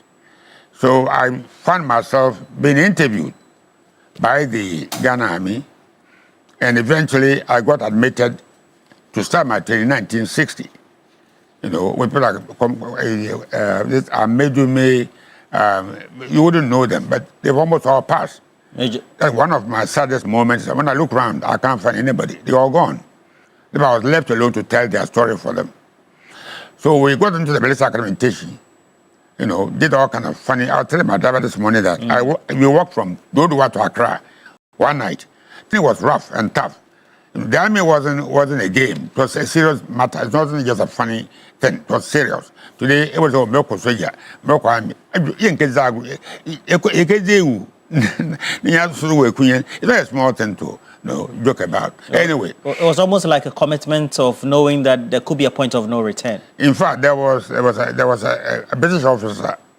His eyes were like a tiger, and he would shout on us, look, one of these days, there's going to be war, and we'll be at war. And he wasn't saying this laughing, he meant it. Anyway, so I came to Accra, joined the army in 1960, October 1st, 1960, intake 2. The following year, for some reason, this poor boy from Winneba, fisherman's son, was selected with 3 others to go to Sandhurst and then continue the training at Sandhurst. This was a wonderful place. I mean, I never dreamt coming to Accra, let alone and then going to Sandhurst. This college is a great place. Like Birmingham, a big school. And you know what? We were given bicycles. I didn't know how to ride bicycle in those days. We never don't have bicycle at the beach, so I didn't know how to do it. But they assumed that everybody that came there at our level would know this simple thing, how to ride it. not only write, but also you match. You don't just write anyhow. You match with it. You go in threes and not just anyhow. So a lot, and of course, I mean, fishing was my greatest asset. Father being a fisherman, but swimming and so on was quite routine. But some of us couldn't swim. I did it. So it was a journey that, and it continued to Sandhurst. And in fact, one of the greatest moments in Sandhurst was that everybody came there. King Charles, they came there. Lord Mountbatten, who was the late Queen's, uncle, he commissioned us. So all the great men of the world, Montgomery, King Hussein, all them saying there, Muammar Gaddafi. So you had seen almost all the chieftains and creme de la creme of the world. It was a privilege to be there. And then you were back in Ghana, and subsequently, having trained, worked hard, being very proud of yourself as a young officer. We heard of the 1966 coup. Nkrumah and the CPP, they had been big. You were still in the army. Were you close to all the events? How close were you? We have gone through terrible, as a nation. The youth of this country today should be grateful they didn't see what I saw. What did you see? You talk about the coup of 1966. Ghana had been independent in 57. There was an attempted coup in 58. And other people like Aram Ponsari were arrested and locked up. But the big one was 1966, when a man called Kenneth Kotoka, Afrifa and others, from 2 Brigade in Kumasi, in joint movement with the 1 Brigade under Kenneth Okran at that time, overthrew the Nkrumah regime. It was a terrible, terrible thing. But General Bauer, I don't know, I'm sure you haven't heard the name. Bauer was the army commander at the time. That night, he was killed. I was actually on duty when the shooting started at Burma camp. So I rang General Bauer. I knew him very well. I was a young officer from Sandhurst not long ago. And I called him on the phone and said, sir, there's a problem in and I think there's a big problem. Mountain. I don't know exactly what it was. And he said, thank you. He used to call me Nunu. Thank you very much. Next moment, I heard a burst of gunfire, a very powerful machine gun from his area there. So I called to find out how he was. And the woman answered the phone, being a wife. I said, Madam, where's the General Bauer? And I'm quoting her. She said, the general has just been shot dead. That I knew that there was a bigger trouble than I thought. In the early morning of 1956, February? Yes, 26 February. And it started with a man called for the Guinea Regiment at Teshi. It didn't look, I didn't know how a coup looked like.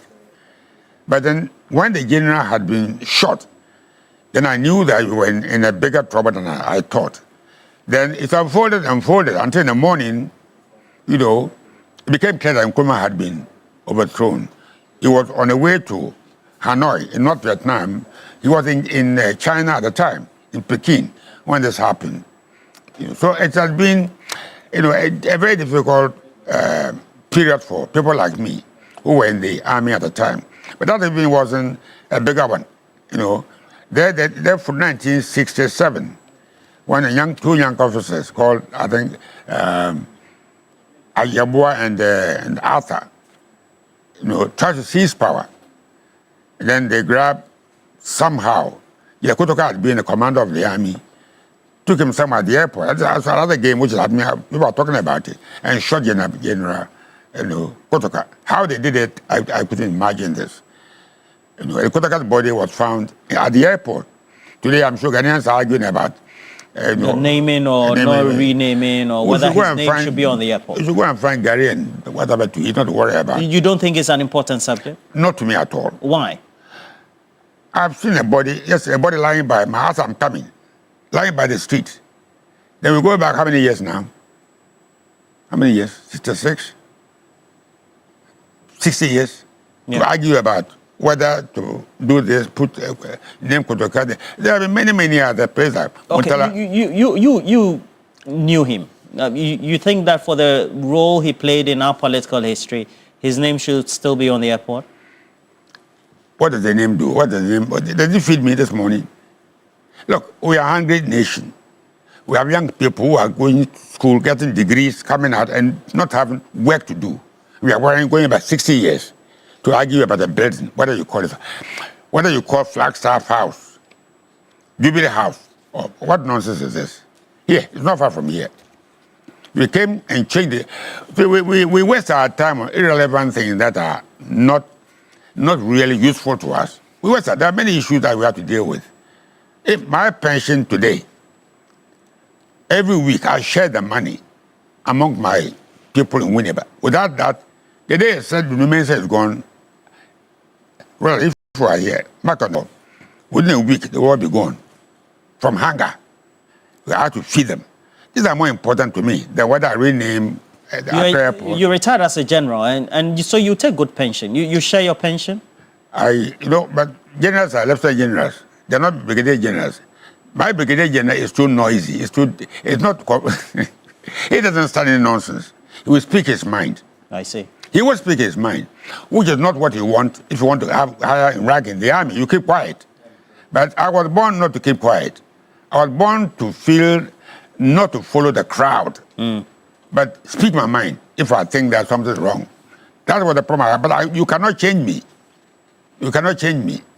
I remember very well, people like you need someone like me. We're all gone to tell the story. And I'm glad I've written this book. Because I just constantly was going through the whole of yesterday. I noticed the roles you played, how close you were to some of the historical figures in our political history, whether it's a time of Pali School in 1978 and subsequently whether within the post-PNDC period before you left for the UK because perhaps you were annoyed with the system as you enumerate in the book. It also shows that you've had a lot of interactions with some of those antagonists and protagonists in political history. Which of them strikes you the most in terms of their personalities? Could it be a Champong? Could it be Rollins? Could it be a Frifa? Yeah. I think why? Nkrumah's life was unique. Why? Unique to me. Because, but for Nkrumah, I'm not saying fishermen are useless. I would have been a fisherman. I ended up as a fisherman. I remember 1958-59, I and two other young boys in the school wrote a letter anonymously to Nkrumah complaining about the state of the school. Not that we wanted to do anything, but we were just hungry, not properly fed. There were a lot of problems. So we had the courage to write to Nkrumah and complain about the state of the school. Nkrumah was then in the Flagstaff, not far from here, where we are at the moment. And we thought we were just jokers. Not that Nkrumah took the letter very seriously. Within a week and 10 days, a lady by name Mrs. Gibson was sent by Nkrumah to come and take over that school. That school was Ghana's secondary school, now Winnipeg Secondary School, funded by the CPP, in support of the political game. But when the woman came, I became very close to her. I didn't know her before. Then my school fees, which I saved to pay my school fees, had run out. And I was actually thinking about how to continue with my education. The woman Nkrumah sent, for some reason, I used to be in the house, clean the house. I was in a boarding house, but she liked me for some reason. And one Saturday morning, I completed my job at the house and going home during holidays, 1958 or 59. And she asked me a question which was very strange. Asked me, who paid my school fees? I never opened my mouth to ask any money. I've never asked money from anybody in my life. I don't go begging people. I work to earn my living. And I said, my mother paid my school fees, which wasn't really true. And then she asked me, what does your mother do? And where is she? She's around, works, sells plantain and what in the market. And she said, and pays for school fees from selling cassava and so on. I wasn't telling the truth. She took us, my mother and I, on Monday morning to Ghana Educational Trust at Kokomembe, not far from here. That's where they were, and got me a scholarship. I made it because without Nkrumah, I wouldn't have had the opportunity of completing my school and becoming who I am today. So he made a very big impact on my life. I Champon did quite a lot. Achampong Rollins. Rollins was very junior to me. Very junior to me. We later became very good friends. Well, we had many things in common. But the fact that he's from the water region, his mother, my mother, were related. Really? Yes. How so? My grandfather was from the Abotui family. My mother's father, yes. I see. And not far from Keta. He came to Winneba to fish and didn't only catch ordinary fish, but married as well. He had 2 wives, one in Winneba, one in the water region. As I grew up, I came to know these people. It became very close. Maybe that's why I had things like Rollins had. I mean, I resemble him in many ways. No, we are temperamental. We don't stand nonsense. We speak kind. So Rollins, Nkrumah Rollins, and Achampong was another one that made a big impact on me. To me, without any elaborate education, we come with these 2 major projects of feeding yourself. We can't feed ourselves. We are hungry people. I was buying avocado yesterday. I nearly went mad. The avocado cost 49 cedis. Well, does it make sense to you?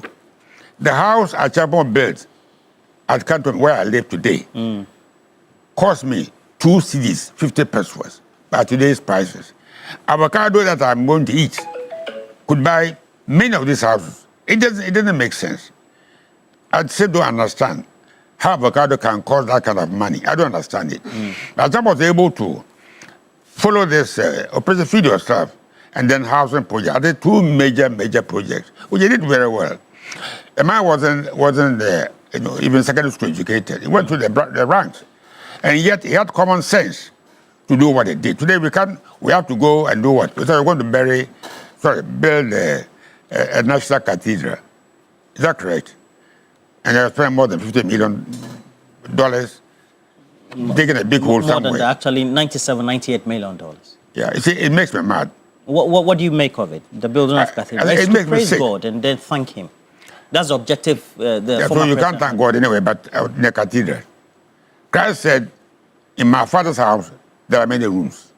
What are the rooms you want? You can pray. The Muslims can pray anywhere, at any corner. So we should be more serious people. I mean, Ghanaians, not only Ghanaians, but the whole world is going crazy. The matters going on in America, going on here and there. I mean, it makes me sad.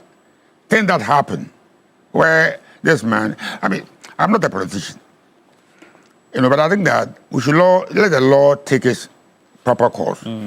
If I'm guilty, the UN replaced the League of Nations, set up bodies to try people like that.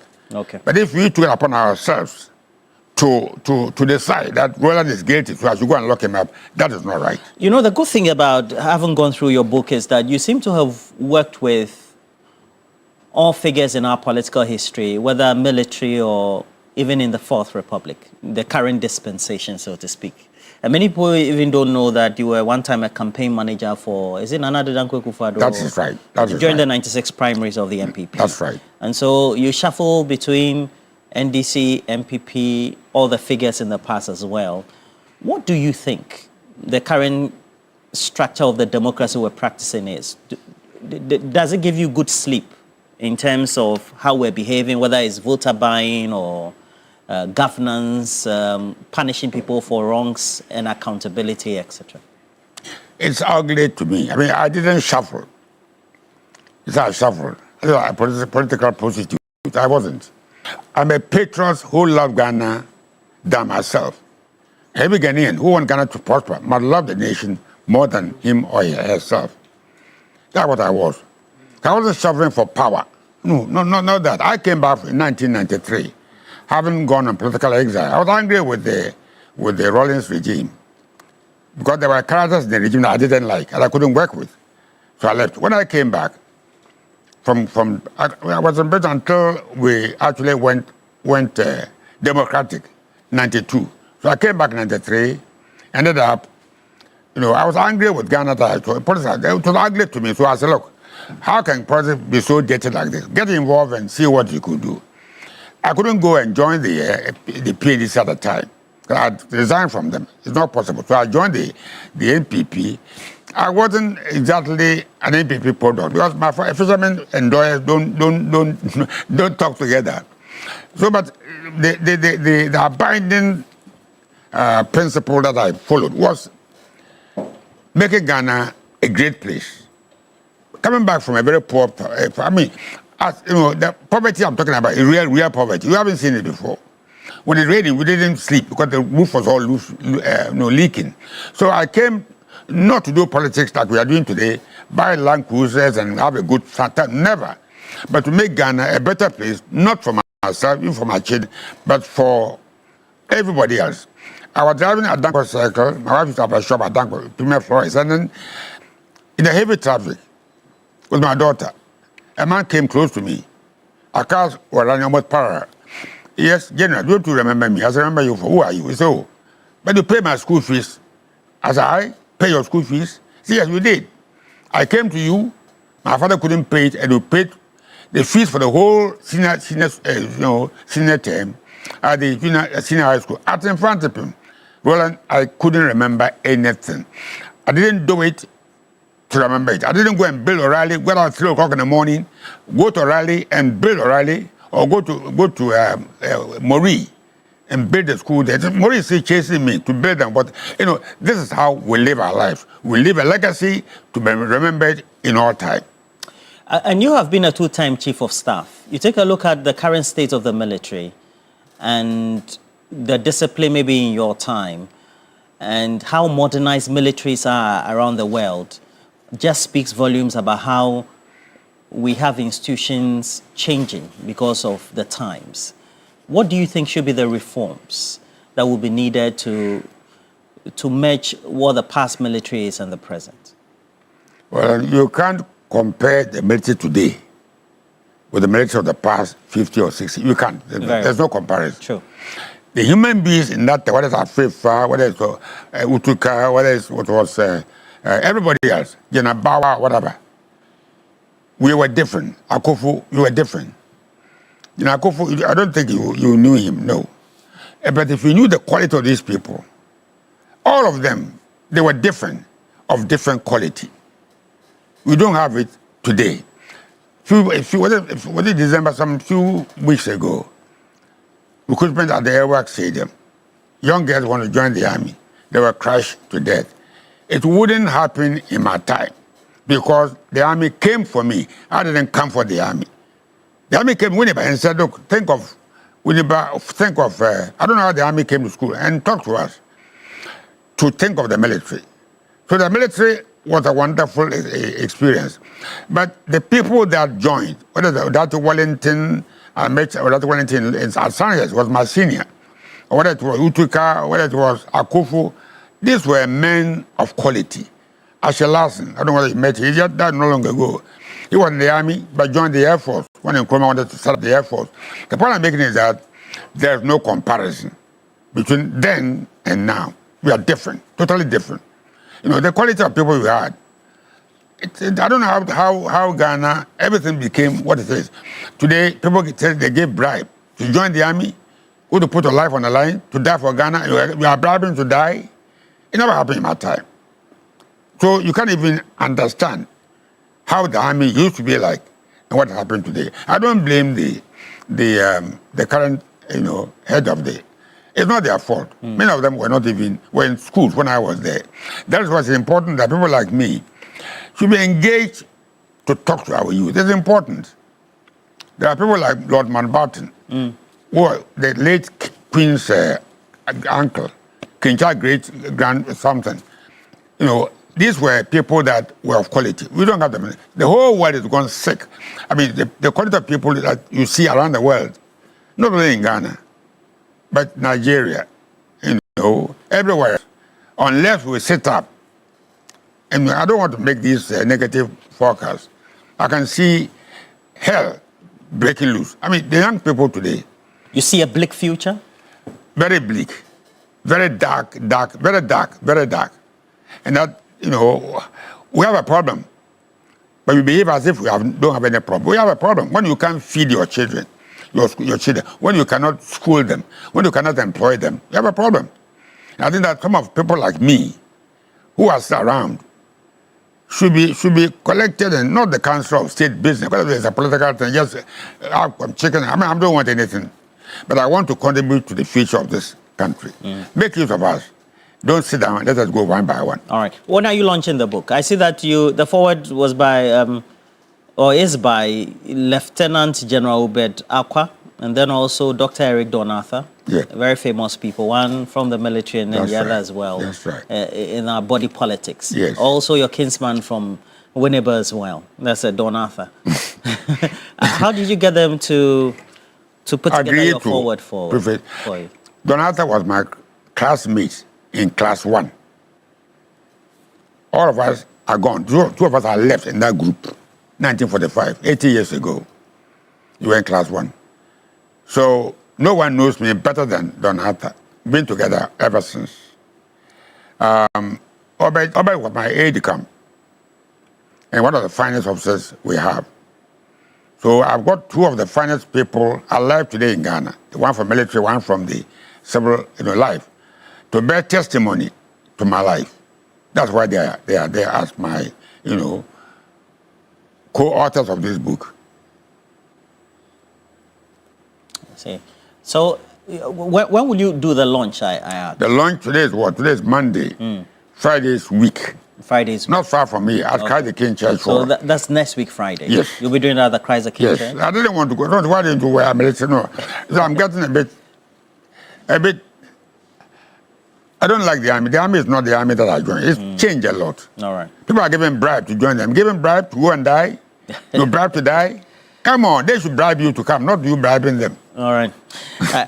When your book is finally on the shelves, I will encourage everybody else to go and grab a copy. But if you can also be at Christ the King Church, that's the church hall in itself, next week Friday, please make sure that you're able to grab a copy at the auction and then also get him to autograph it for you. And my memoirs, I Don't Follow the Crowd.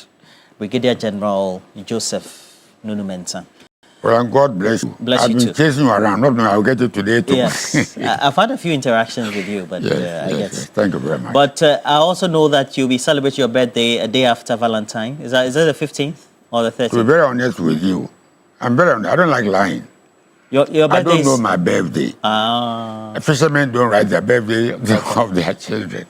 But I have a good idea when I was born. Okay, the timing. By interrogating my father. I've been intelligence with the KGB, with the British. I've been all on.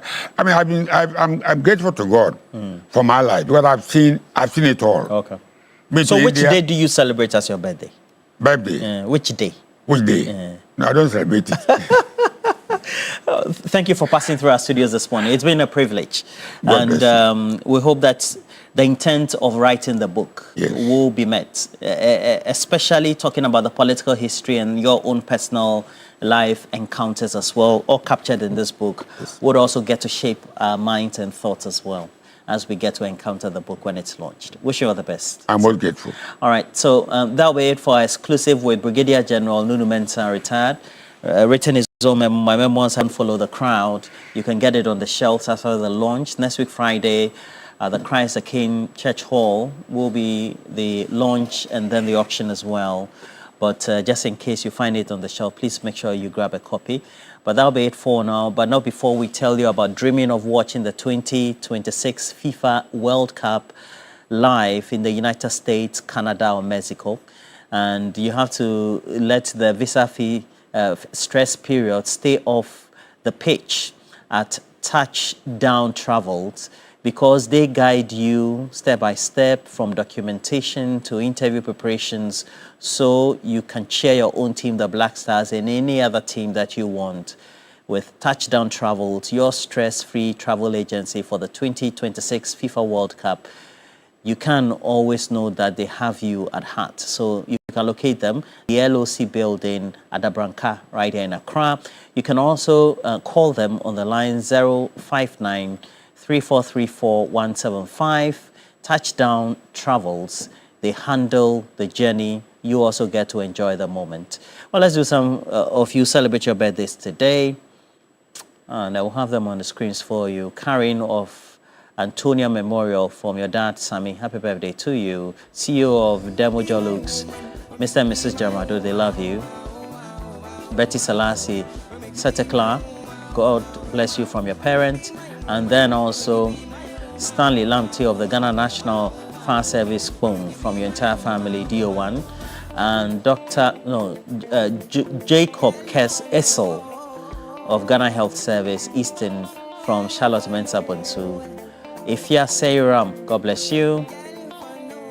Ama Bruni from Ignatius, MC Shayo Sudoku, wishing you all the best. MFA, you celebrate your birthday from Justice.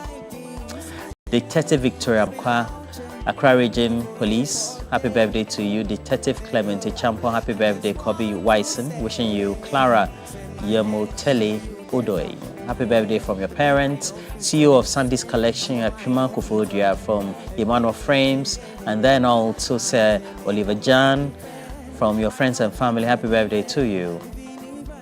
Priscilla Sasus Somoa from Reverend Walter, happy birthday to you. Baka Famous, retired, wishing you all the best for the day from Soa in Jifa. And then also Deacon Maxwell Na of the Teshi State Assembly, God bless you, from the Men's Fellowship. Happy 30th, Yaira Portia Clue, you celebrate your birthday to Ages Upon, wishing you all the best for the day. And David Dunyo from Hajia Gloria, and then also your children. Dr. Abana Yabua, best wishes to you, Doctor. And then James Antonio, God bless you. Happy birthday to you. Vicentia Kwash, 37-day care. May you enjoy more grace. Mrs. Latte Kunedu Gifty from Wives of 37 Central Band, happy birthday to you. Fortune Essel from Sally, happy birthday to you as well. Hilda Wega from Fatih, happy birthday, Hilda. Hajia Meyiram. Mariam, okay. Ibrahim, you celebrate your birthday from your husband, Hajia Ibrahim. Elinam Dramado from your dad, happy birthday to you. Joel Omani Clote, God bless you. Sabia Paul, you celebrate your birthday as well. And your press attaché, the Indian High Commission, DOP Millicent Owusu, happy birthday to you as well. Pastor Desmond Ja, happy birthday, Desmond. And that'll be it for this morning. Please make sure you join us same time tomorrow right here in the studio with another edition of TV3 Newday. Have a blessed day.